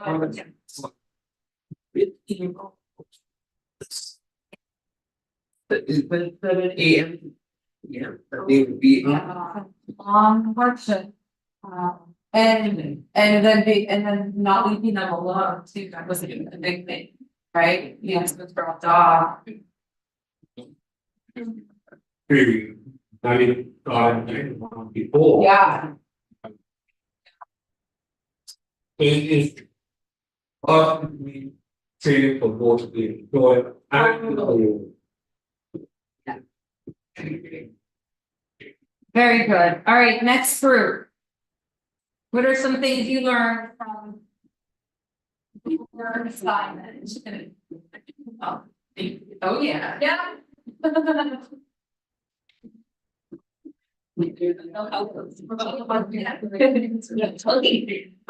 So for us, three things that we took away is one, proper training on what teachers and community adoption is and what how to take action in especially when it comes to management and employees. Proper communication and monitoring of all employees throughout their shift so that you can be sure that everybody is doing what they're supposed to be doing, the work that is shared between everybody and that people aren't, of course, overexerting themselves. As well as management awareness of the medications and medical conditions that their employees may or may not have. Yeah, yeah, and that's tricky because you may not be legally allowed to. So you have to educate the workers to have that awareness. Yeah. Make it hard. Very, very. Medications on antipsychotics as well as the anxiety depression medication. And then his coworker was basically the kickback driving person. He was the one who was doing all the work by himself across property. So something had to give. There wasn't any bad in that situation. Good job. I mean,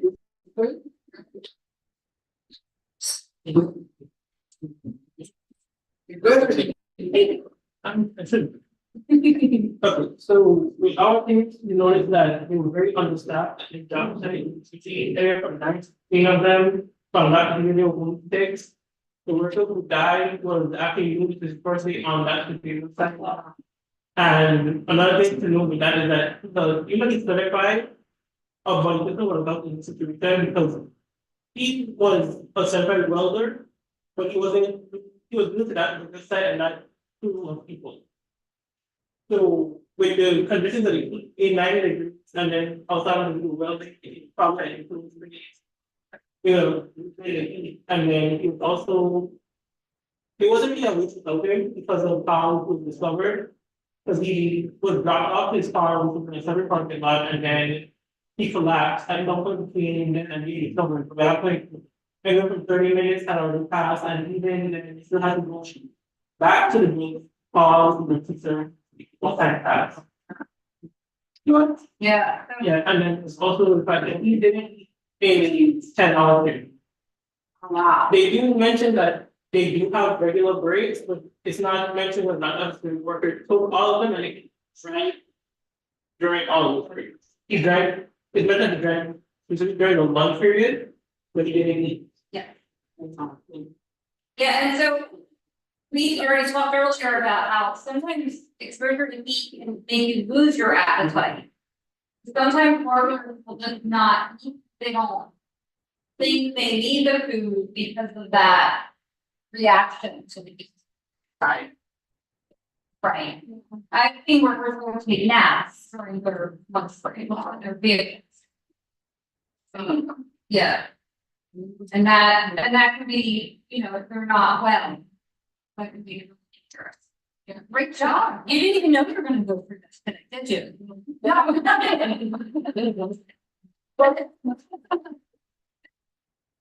All right. Yeah, I'm gonna need to bring back the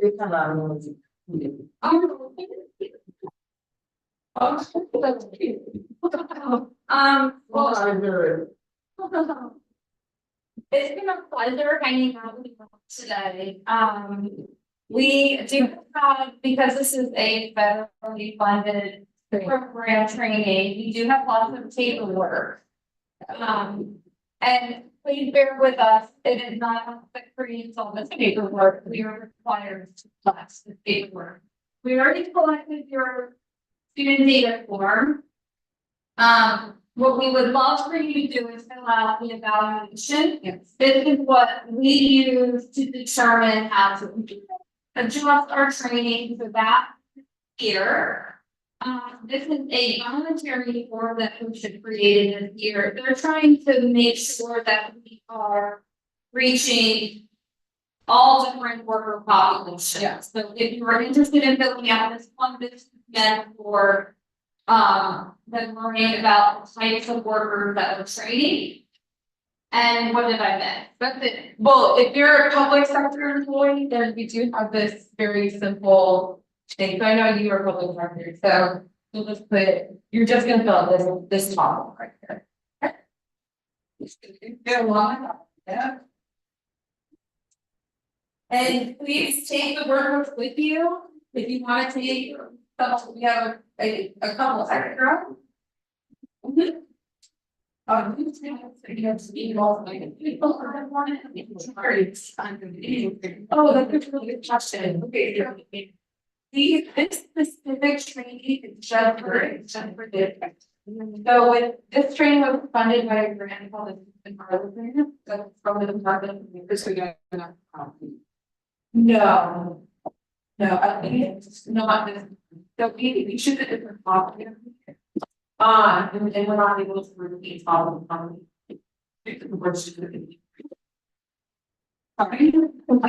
Sorry. It's like a bad habit, that's a little bit like. But with one or a class, that's so good.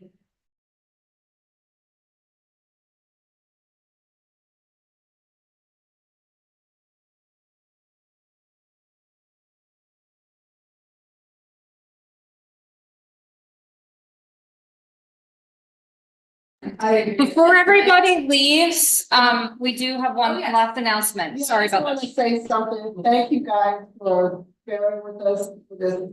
Thank you to Rachel and for Jenny for giving us great information. The purpose of this seminar is to bring awareness to each illness and all of the symptoms and prevention and all the ways to go. I just want to let you know that we partnered, we being UVI Safety and Paradise, which is also a consultation program, partnered with them so that this seminar can be brought to you, to the public. Thank you for joining, and thank you for those of you on Zoom. I am Janine Francis Brown. Again, as I mentioned in the beginning, I am the Assistant Program Manager for Safety and Paradise here at UVI. You can find us or reach out to us at safety.uvi.edu. You can also reach out to us on Facebook and Instagram at UVI Safety and Paradise. I forgot for a minute. There we were. And OSHA, the OSHA consultation program basically is a free service to private and public sector. And if you want to have someone come to your office and talk to you about what you can do, what it means to be OSHA compliant, to ensure that you don't get any kind of fines from the enforcement or any of those types of things, reach out to us and we'll be happy to come to your place of business, talk to your bosses and tell you all what you need to know so you can be compliant. So if you have any questions, now's the time to ask, or you can reach out to us online and on. Okay, thank you again for joining. Thank you. I think it was.